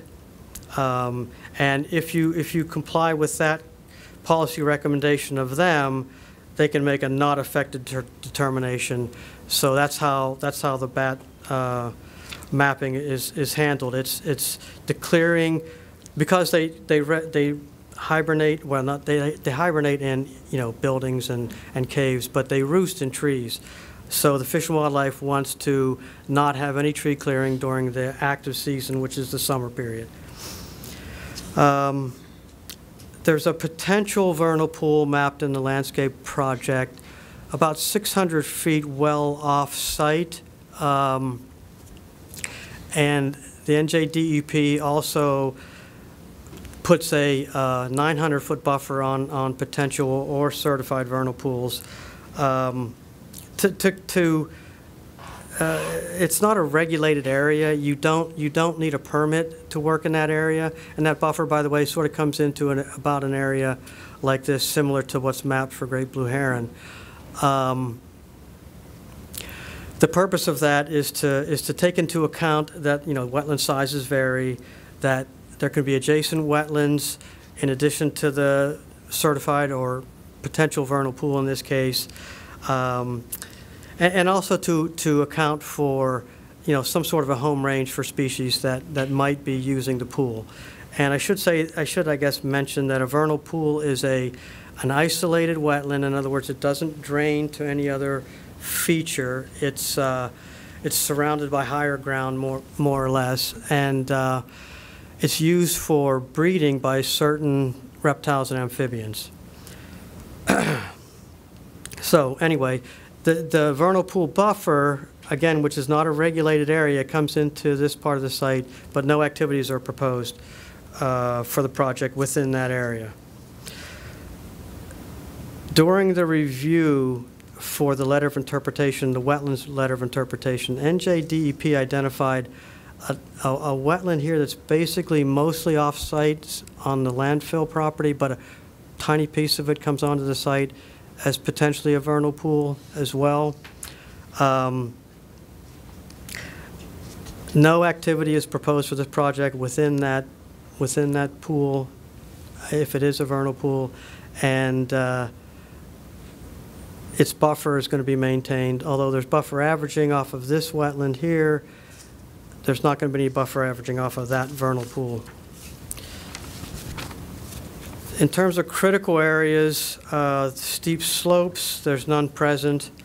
Floodplains and floodways, there's a small stream present in the northeast part of the property here.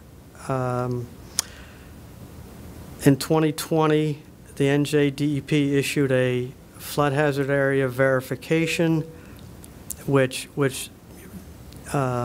confirmed that there's no regulated floodplains on the property and that the riparian zone or setback from water features like streams and lakes and ponds is 50 feet. We don't have any activities proposed within that riparian zone. Hillsborough Township also has its own stream corridor ordinance, which applies a 150-foot buffer to streams. So that 150-foot Hillsborough stream corridor buffer is about right here. And again, we're respecting that buffer and have no activities proposed within that. Wetlands, freshwater wetlands. Wetlands are present on site and they're associated with this small stream area. Basically, these gray areas are the wetland features. They've been delineated, they've been surveyed, and they're all shown on the plan here. And the NJDEP, we applied for a letter of interpretation. They conducted a site inspection, and they verified this wetland boundary and classified the wetlands as intermediate resource value, which means they have an associated 50-foot transition area or buffer. And then there's a small little ditch feature, which is ordinary down here off of Weston Road. That has no buffer. And I should say there's also a finger of wetlands here along the dirt road that I mentioned.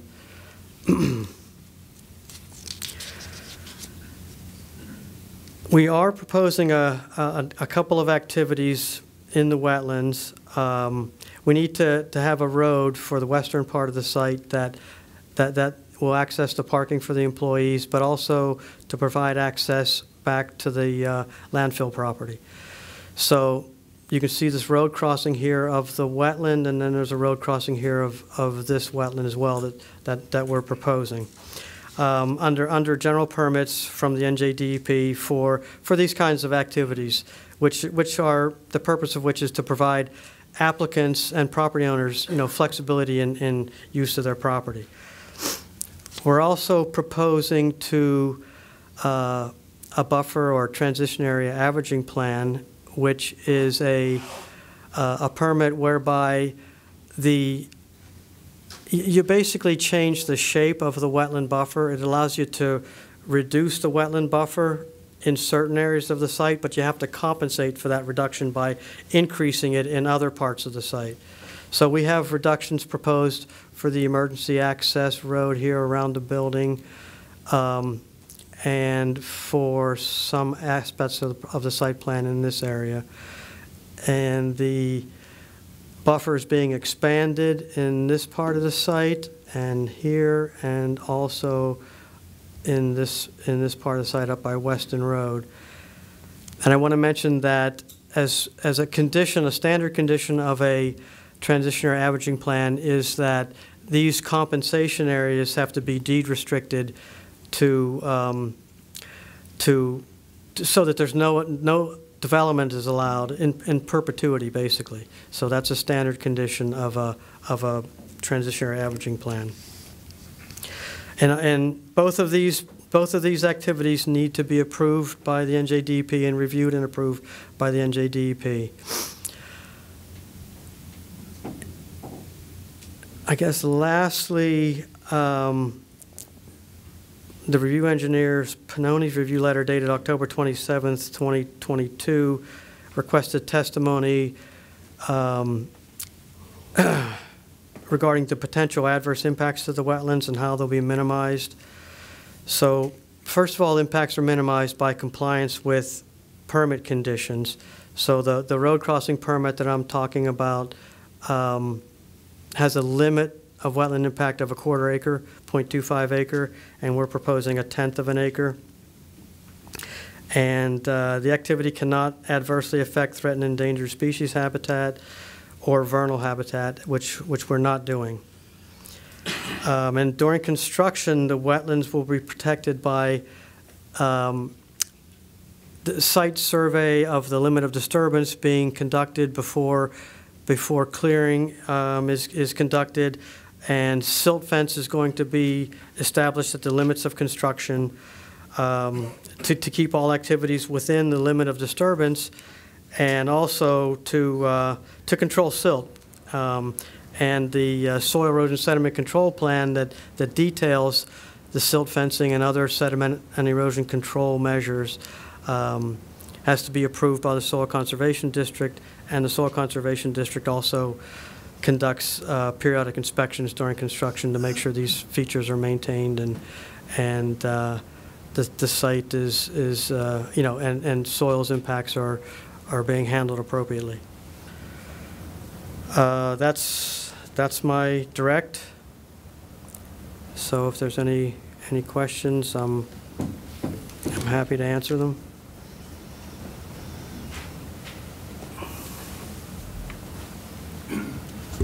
Thank you, Mr. Chairman. Tom, I had a couple questions about the wetlands. Would it be a good practice to try to maintain the functionality of the wetlands on site after the construction? Yes. And in order to maintain the functionality of the wetlands, would one practice be to try to maintain the hydraulic conditions that support the wetlands? Yes. And the, you know, hydraulic connectivity is maintained. So these road crossings will have a pulp or a pipe or a culvert that maintains the hydrologic connection between, you know, the two sides of the road. Right. You're for the public's. You're referring to the wetland identified as, I believe, B on the upper right corner. I'm sorry, C.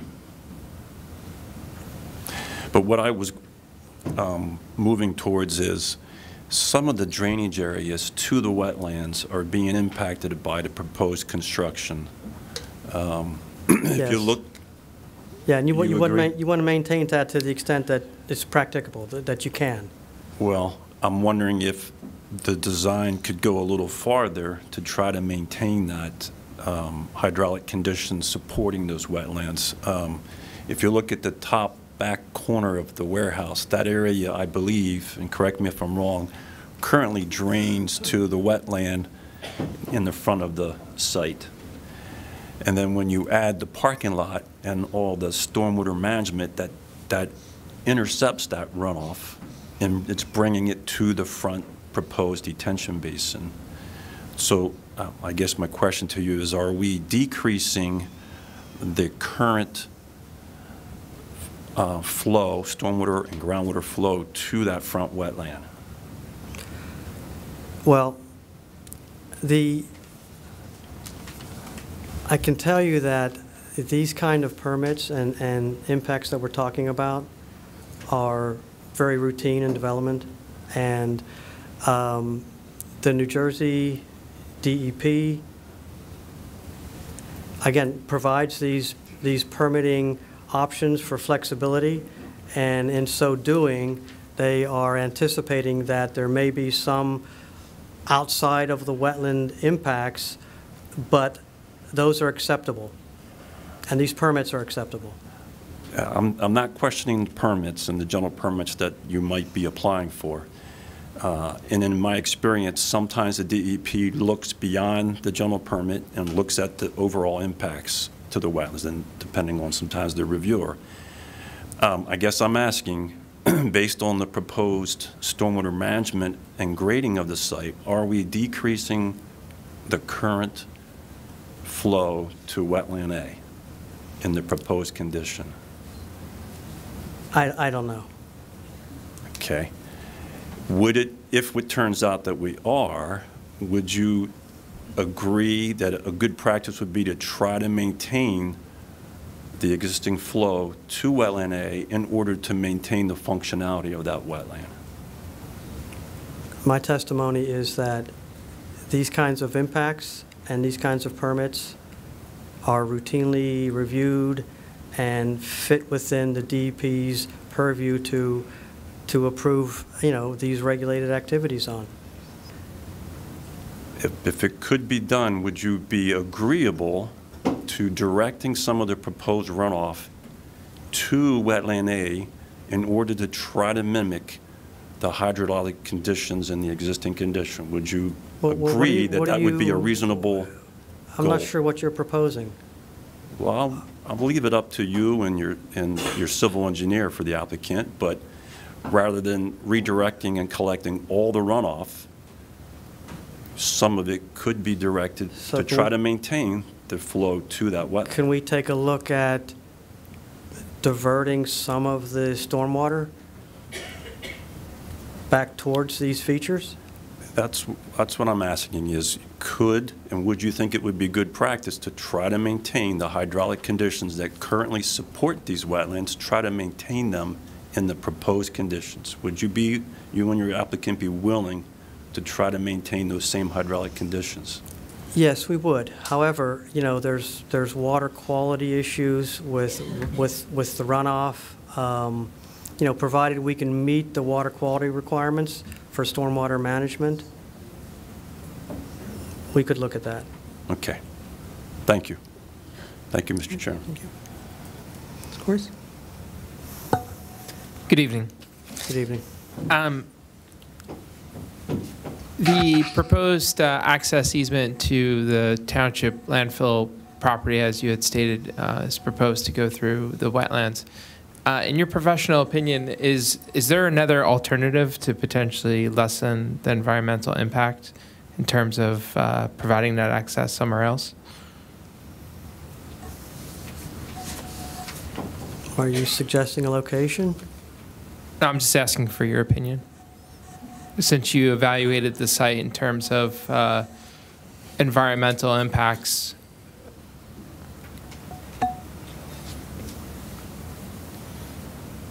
Well, I guess there's always alternatives that can be considered. They can have other impacts.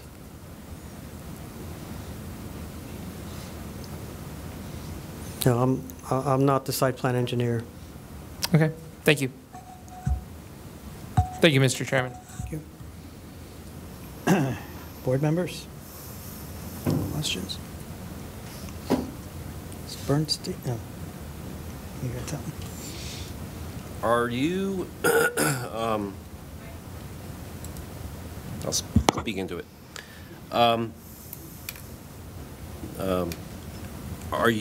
Can you testify as to the air and sound elements in your report as well?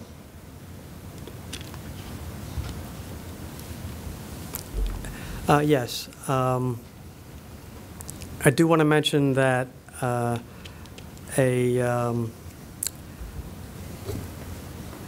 air quality firm also, prepared a letter, and that's been, supplied to the board. And it's a timely topic, that's for sure.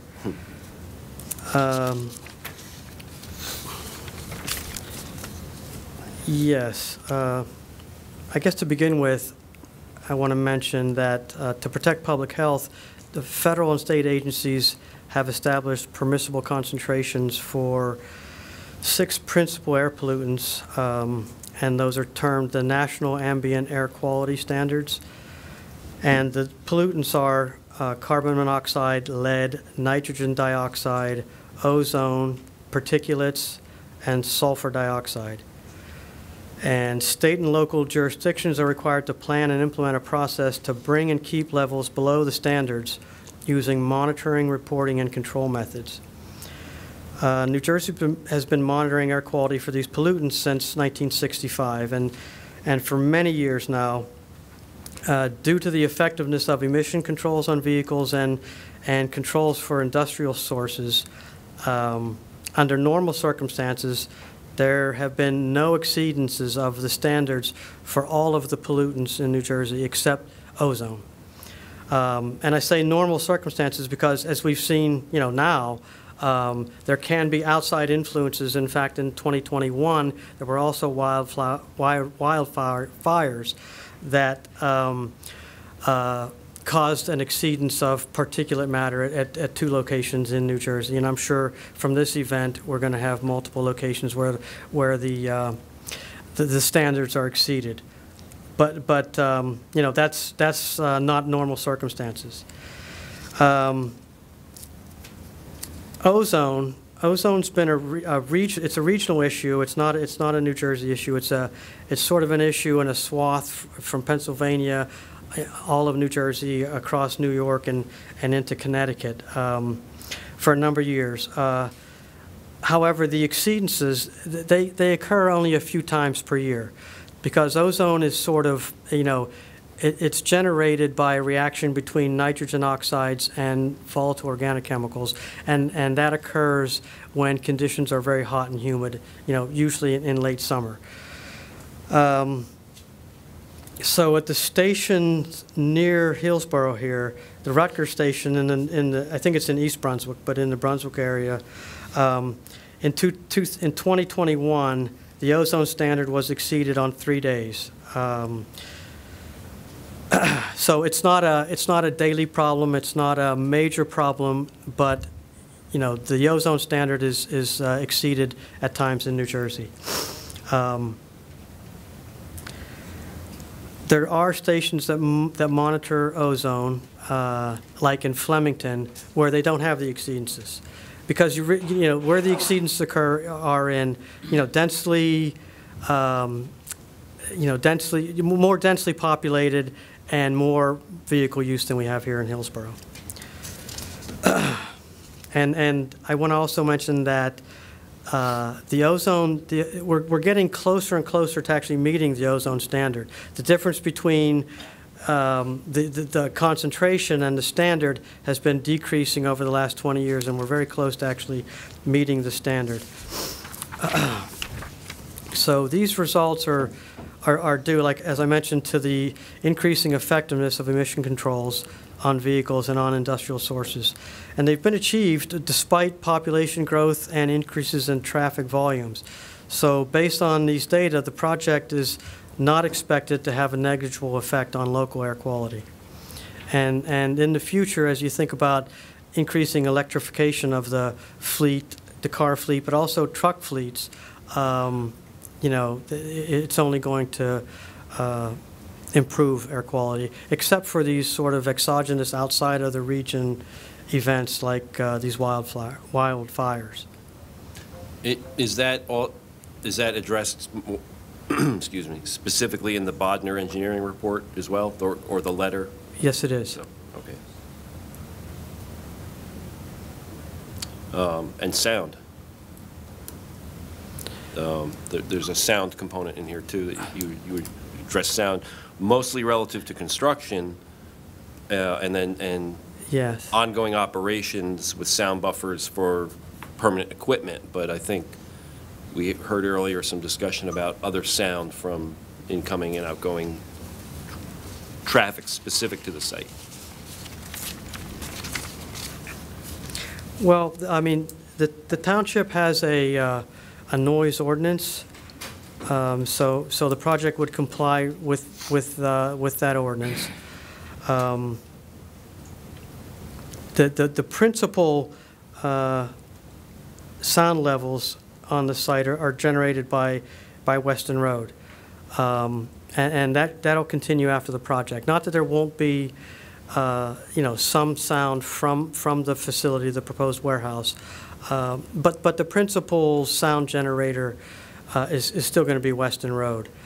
In terms of the building orientation, as you can see, like it was mentioned before, the short length of the rectangle, it faces Weston Road, and the longer side faces the adjacent industrial use, and that's where the loading docks are. So the loading docks don't face the residential use; they face the industrial use. I took a look actually at some of the distances, and the nearest loading dock to the residential building on Hearthstone is 550 feet. And the rec center, the recreation center on Hearthstone is 400 feet from the nearest loading dock. So there is some distance there between the area, I guess, where you would expect that you might have some sound and the receptors. And again, there's a noise ordinance that the township has that would apply to the operations, and they have to comply with that. Okay, thanks. And there's actually one other element. I don't know if it's an element, but I didn't see light. Is there any impact from light at night or on the environment as well? I didn't see, there's other things in here, but soil. There shouldn't be, because in today's standards, all the site lighting are the box. All the lighting is directed down, and there's no, there's no lighting that's directed above to the sky. Right. So, I just didn't see that on the plans yet, and we hadn't really talked about it. So I didn't know. Okay. We were talking about all these environmental things, and light is one that comes up frequently. Yeah, so there should be a lighting element or a lighting plan in the plan set that shows compliance with the town standards, because I think this town has a standard. Yes. All right. That's it for me. Thanks. Thank you. You're welcome. Mr. Offenor, with regards to the delineation of the areas of disturbance to minimize the impact on the areas around it, who decides where that is? Is that designed by you, by the engineer? It's primarily designed by the engineer, with some input from us in terms of what permitting might be required. And who goes out and marks that area, the engineering before the construction? Yes. Okay. Surveyors. Surveyors. Yep. Usually associated with the engineering firm. Okay. And is that area of disturbance, is it maximized for the area to be preserved, or is it maximized for the area to be constructed? Meaning, is it out as far as it can be without impeding on the environment, or is it minimized to protect and only allow what needs to be done disturbed? It's really kind of a balance between the two. Obviously, the owner, the applicant, has an economic interest, but he's also got to comply with existing environmental rules and critical areas. So it's sort of balancing those two factors. So is there an oversight to make sure that it is put in properly by the DEP prior when you submit all the plans as to where your area of disturbance is going to be? Is that part of the approvals? The plans are drawn taking into account the permitting available from NJDEP and meeting the permitting conditions. Okay. And is after that area is delineated, is it inspected to make sure that it's where it's supposed to be? It is, yes. Okay. Yeah, the NJDEP inspects every site prior to issuing the letter of interpretation. Okay. And if they should find an error, you would have to move it before you could start construction, if they felt something had to be moved? Yes. And after construction is complete, did they come out and do a final assessment to make sure that everything was done within the areas of disturbance as it should be? No, they don't do that. They don't typically do that. So how would we know that it's maintained just by our own inspections? Maybe, Mark, do you know that answer?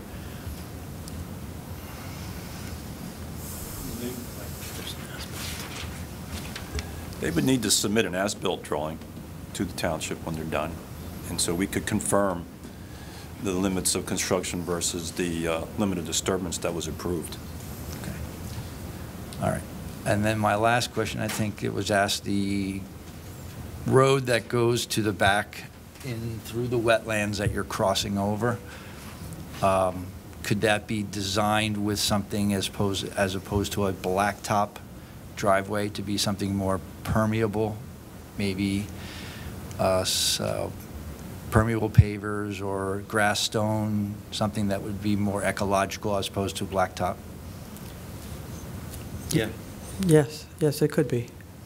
Would you think that would be beneficial? That would be better, yeah. Okay, that's it. But I guess one proviso would be that, you know, whatever ultimately needs to be done back there, you know, you might have to pull that up to build a structural road so trucks and heavy equipment could get back there if they need to. If we ever need it, yes, but since it's a proposed site.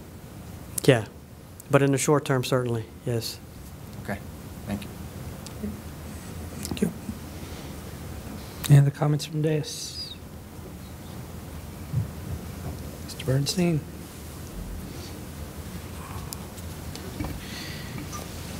Mr. Effenord, as I said before, I'm Jordan Ash with Riker Danzig, represent the Hearthstone and Hillsborough Homeowners Association, and I do have a few questions for you.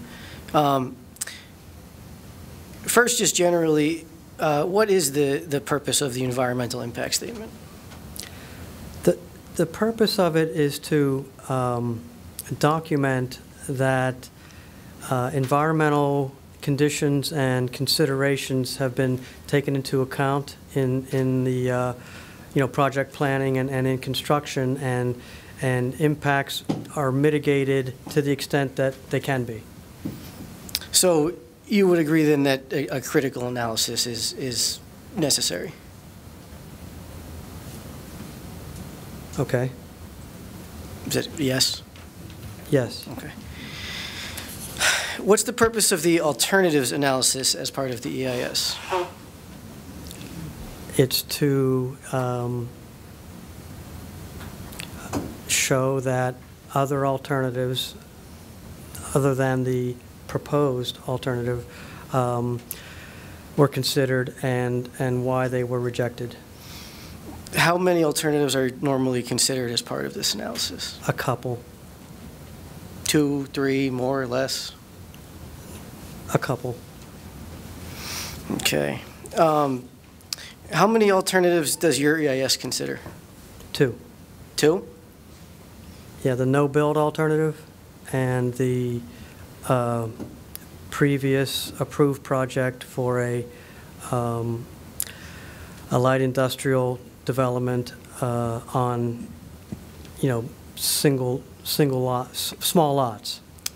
Sure. And Hillsborough Code 160-5 does require the no project alternative, requires a description of the alternative, an objective evaluation of alternatives that might avoid some or all of the adverse environmental impacts, rationale for acceptance or not acceptability of each alternative, and analysis of the cost and social impact of each alternative. Are you familiar with that requirement? Yes. Okay, is it your testimony that your alternatives analysis satisfies that requirement? It does not address costs. Does it provide a rationale for acceptability or non-acceptability of each alternative? It does. Does it provide an objective evaluation of alternatives that might avoid some or all of the adverse impacts? Yes. Okay, because I'm looking at page 29 of your EIS report, and if you could point me to where that analysis is undertaken, I would appreciate it. Which dated EIS report do you have two? It's the most recent submitted one, I believe, revised as of March 8th, 2023.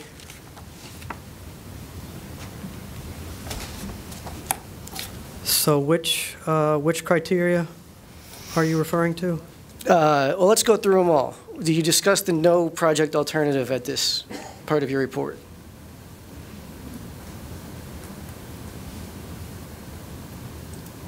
Yes.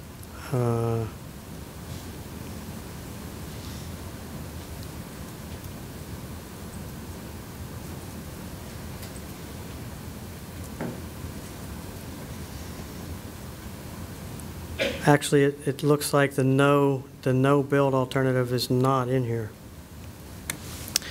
Okay. Do you have a description of the alternatives at this part of your report? Yes. Can you direct me to that description of the alternatives? It's the second sentence. The earlier plan, 13-lot light industrial subdivision. That's the whole of the description, sir? Yes. Okay, and is there an objective evaluation of these alternatives that might avoid some or all of the adverse environmental impacts? Well, there's an assessment that that use did not meet, market conditions. Are market conditions an objective evaluation of the adverse environmental impacts? Well, they certainly are a consideration. Okay, so is it your testimony that this alternative analysis satisfies the alternatives requirements in the Hillsborough Code 160-5? Yes, I think it does. It's similar to others that we've provided and that were accepted. Okay. I want to talk about stormwater management real quick. I know that you did not design the stormwater management system, but is it your opinion that this site complies with the stormwater management rules? That's not my area of expertise, but that's my understanding, yes. Okay, is it your conclusion that this site plan will not have an adverse impact on groundwater resources? Yes. Okay, do you rely on the stormwater management report to make that conclusion? I do. Okay, have you reviewed the DRCC feedback most recently provided to your client? I have not. Okay, if DRCC were to say that the stormwater management report does not satisfy their requirements, would that change your opinion? It's really not my area. The engineer handles that and meets the requirements. And I just rely on what the engineer, needs in terms of approvals and gets. Okay, but you testified that you relied on the engineer to come to your conclusion that this site plan will not have an adverse impact on groundwater resources. Yes. Okay.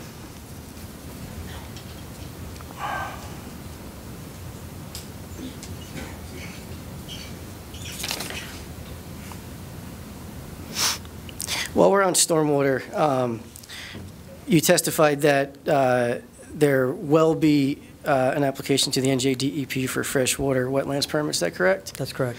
Okay. But that submission has not been made yet, correct? Yes. It has not been made yet. Has not been made, yes. Okay. On the site plan sheet 3, there's a note that says, for the crossing of wetland C, it says to be constructed as a later phase 2 based on receipt of the NJDEP wetland GP 10A permit. What is phase 2 of this project? You'll have to ask the engineer. Are you aware if it's temporally concurrent with the rest of the project? It sounds like it's not. So does this applicant intend to begin building on the site before getting their DEP approvals? Absolutely not. That would be against the law. Are you aware if this application to DEP will require DEP to review the stormwater management system? I'm not that deep into it yet. I'm not sure.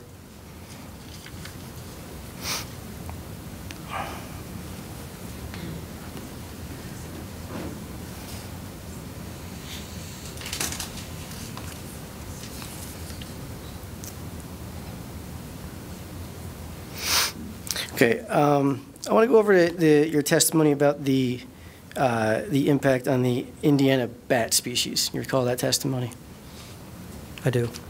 Okay, so is it your testimony that this development will not impact the Indiana bats? With the timing restriction for clearing, yes, that's my testimony.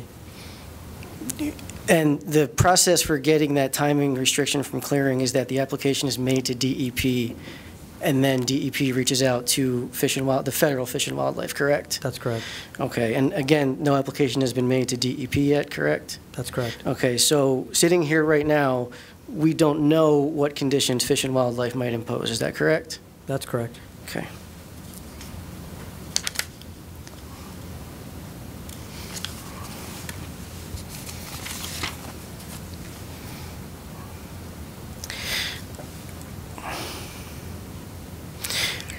I have a couple of questions on the LOI and the flood hazard verification that you rely on in this application.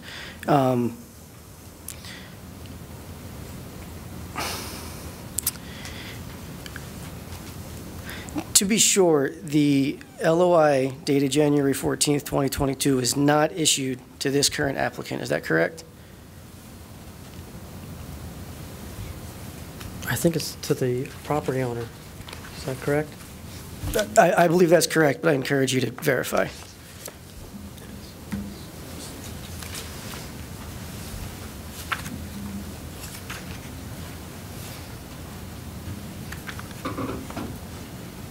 Yes, that's correct. That's correct.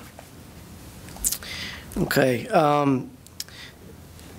So are you aware that the LOI itself and the relevant regulations at NJAC 7:A-4.6 state that the person that is issued the LOI may rely upon it?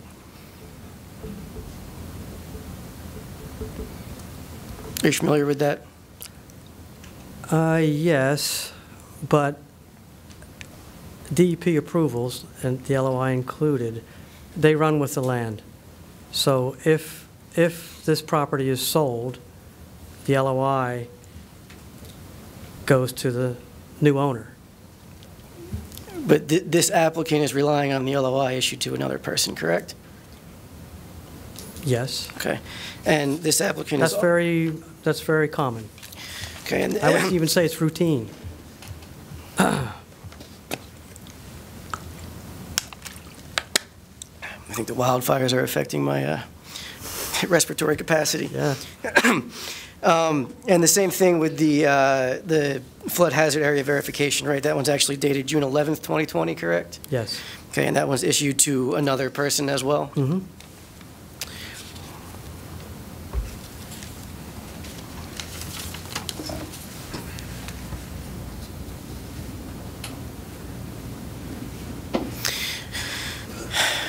All right. Let's talk about the air quality analysis, hopefully very quickly. The November 7th Environmental Commission report noted that, quote, there is no information relative to the impact on air quality from the emissions from the diesel trucks entering and leaving the site. The applicant should conduct an air quality analysis to assess the impact of those emissions from the diesel trucks on the surrounding area. Close quote. Is it your testimony that that analysis has been done? Yes. Okay, and do you rely on the Bodner report to make that conclusion? We relied on the Bodner report, but also the publicly available monitoring results for the criteria pollutants. That being the NACS reading at the station near Hillsborough in the Brunswick area? Yes. Okay. The Environmental Commission also notes, quote, the 55 and older development directly across the street may include those with respiratory issues which could be directly affected by the increase in emissions. In what way does the Bodner report address that concern of the Environmental Commission? You'll have to ask Mr. Bodner. Well, you rely on that report, correct? I do. But you don't know how that would address that concern? Well, in my testimony,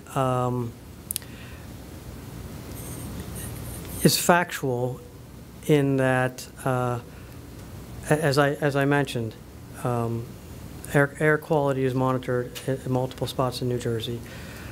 Other than ozone, there's no exceedance of the standards that were established to protect public health.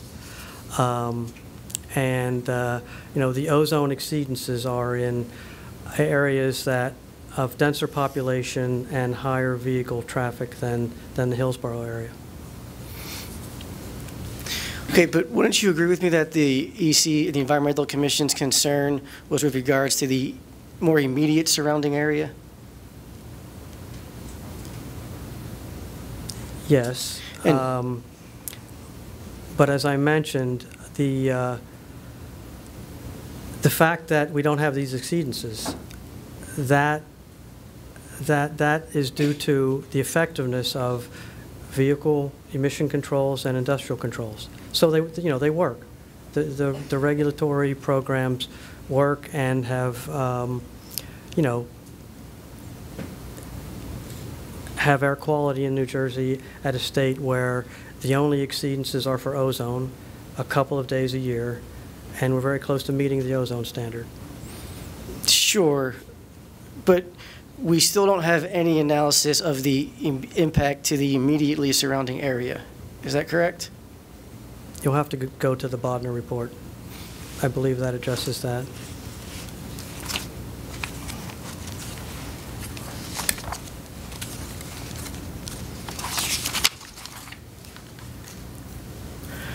I mean, the Bodner report, and I'll quote from it, it says, "It is the opinion of Bodner Engineering that the slight additional vehicle traffic associated with the proposed Weston Road warehouse will have a negligible effect on local air quality." Is it your testimony that the Bodner report's conclusion is regarding the immediate surrounding area? Yes.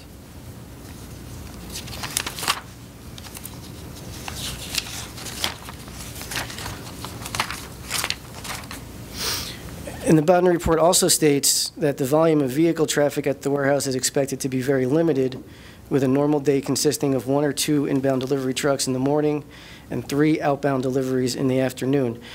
To your recollection, is that consistent with prior testimony? You know, I don't know the numbers exactly. Would you agree with me that the Bodner report is essentially relying on the traffic analysis then to make its conclusions? It's taking that into consideration, yes.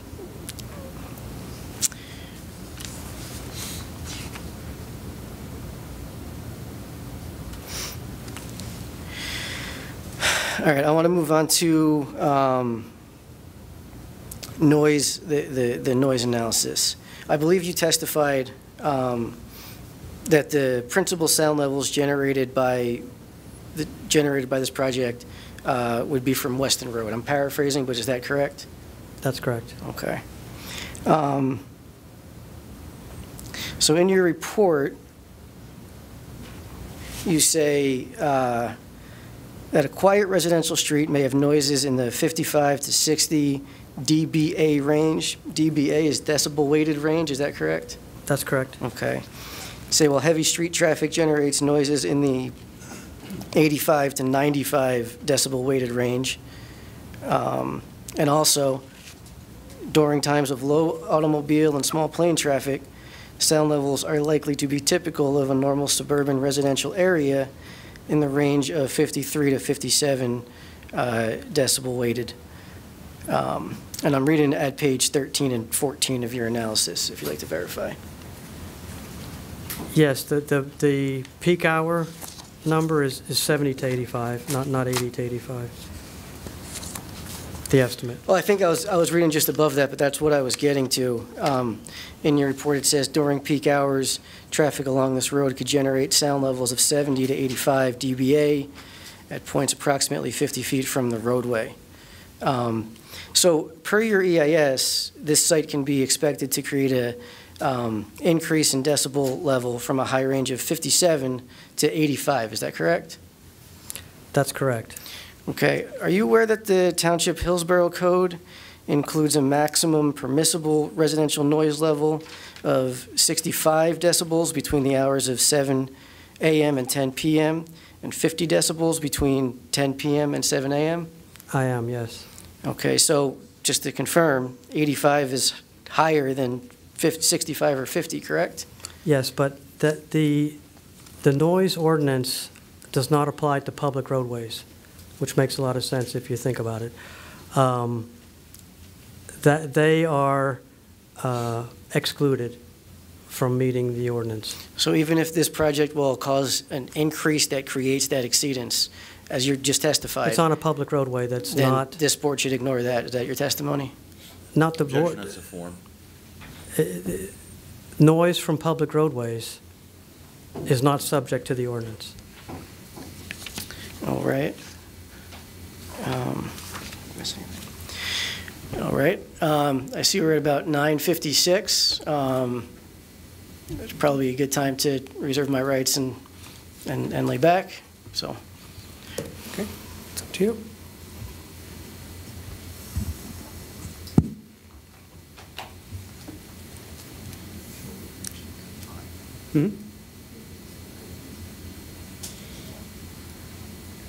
So I guess it's to be continued. Okay.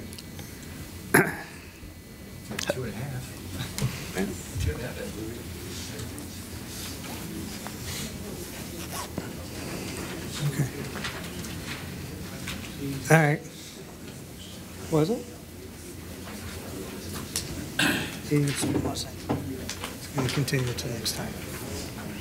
So we have one more witness after Tom, which is Keenan Hughes, our planner, and then objectors, case in chief, and then we reserve our right to reintroduce Mr. Ford, rebuttal.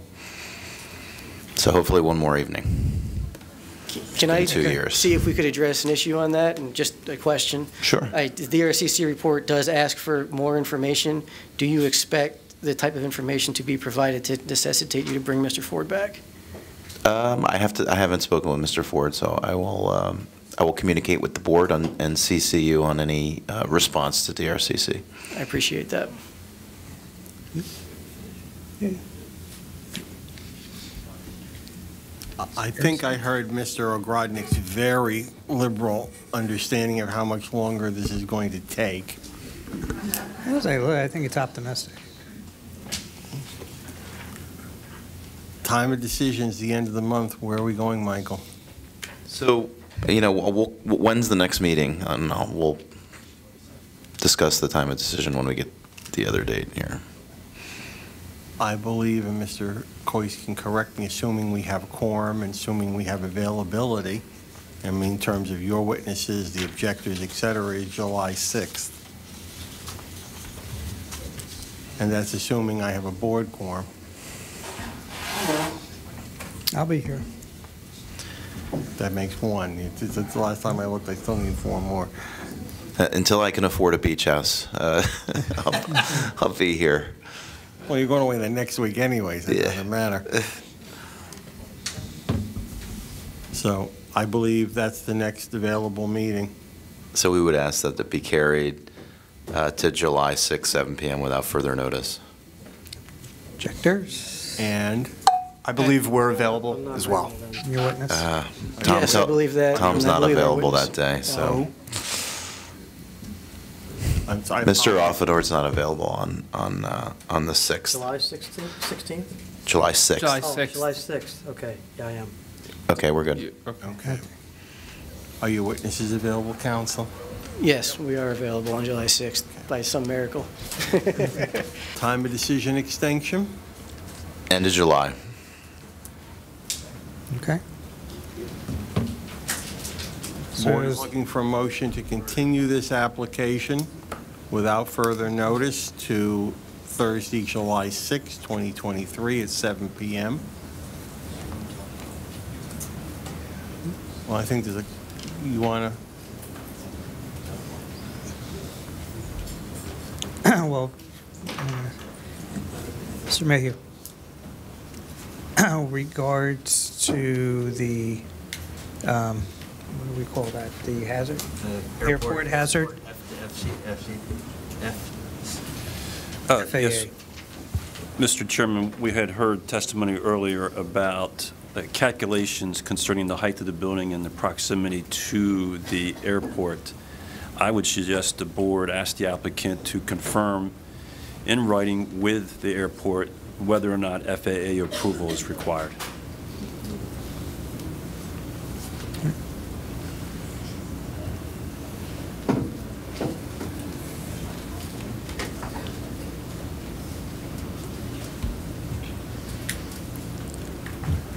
Mr. Chairman, I have one other item, but I'd like to get the notice, et cetera, and Okay. ask the public to not get up until we're done with that. So let's do the motion to extend. Okay. I'm going to make a motion. Is there a motion to extend? I'll make that motion. I'll second. Okay. Sorry, who was the second? John. Thank you. Motion again is to extend this matter without further notice to Thursday, July 6, 2023 at 7 p.m. or as soon thereafter as the matter may be heard. And the time of decision rule is extended to July 31st, 2023. Okay, with that, is there a roll call, please? Mr. Wagner? Yes. Mr. Beeson? Yes. Mr. Scobo? Yes. Mr. Smith? Yes. Committeeman Chigarelli? Yes. Mayor Lapani? Yes. Chair Sirachi? Yes. Mr. Chairman, Mr. Offenlord mentioned in his testimony the Bodner engineering report. I'm assuming that the applicant intends to have this board rely on said report. Is someone from Bodner Engineering going to come to testify in support of the report, Mr. Ogrodnik? We were not anticipating another expert for air quality. It's not required. I'm just asking the question. Yeah, It's up to you. I'll consult with my co-counsel and my client, but no, we don't anticipate to have, unless it's requested by the board. As I said, board can determine it's the appropriate point whether or not it wants to accept the report, et cetera. Thank you, Mr. Chairman. Okay, thank you. Okay. So with that, our next meeting is June 22nd. Mr. Chairman, before the board adjourns, there is a proposed business meeting at the July 27th. I believe, unlike Mr. Ogrodnik, I'm not sending anybody, and it's my understanding the board likes to see me at these meetings, and I will be taking a rare vacation. So I believe it has been the board's decision to pass to cancel that meeting due to our unavailability, and you've already got 3 meetings that month as it is now. David, we don't have anything on the calendar for the July 27th? We don't have anything penciled in, and part of that process was because of the special meeting for that month. So right now, no, there's nothing on that meeting. Okay. Do we want to just reserve cancellation for now, or? Up to you all. Let's make it, we'll deal with it on the next meeting. Okay. Because that's still a month out, so. Okay, so we do have a meeting on the June 22nd? We Yes, do. with- June 22nd, Homestead Road LLC. On June 22nd. Okay. All right. So with that, I will entertain a motion of adjournment. So moved. Second. Okay, all in favor? Aye. Aye. Okay, we're adjourned, and we'll see everyone in 2 weeks. Thank you for your time. Thank you.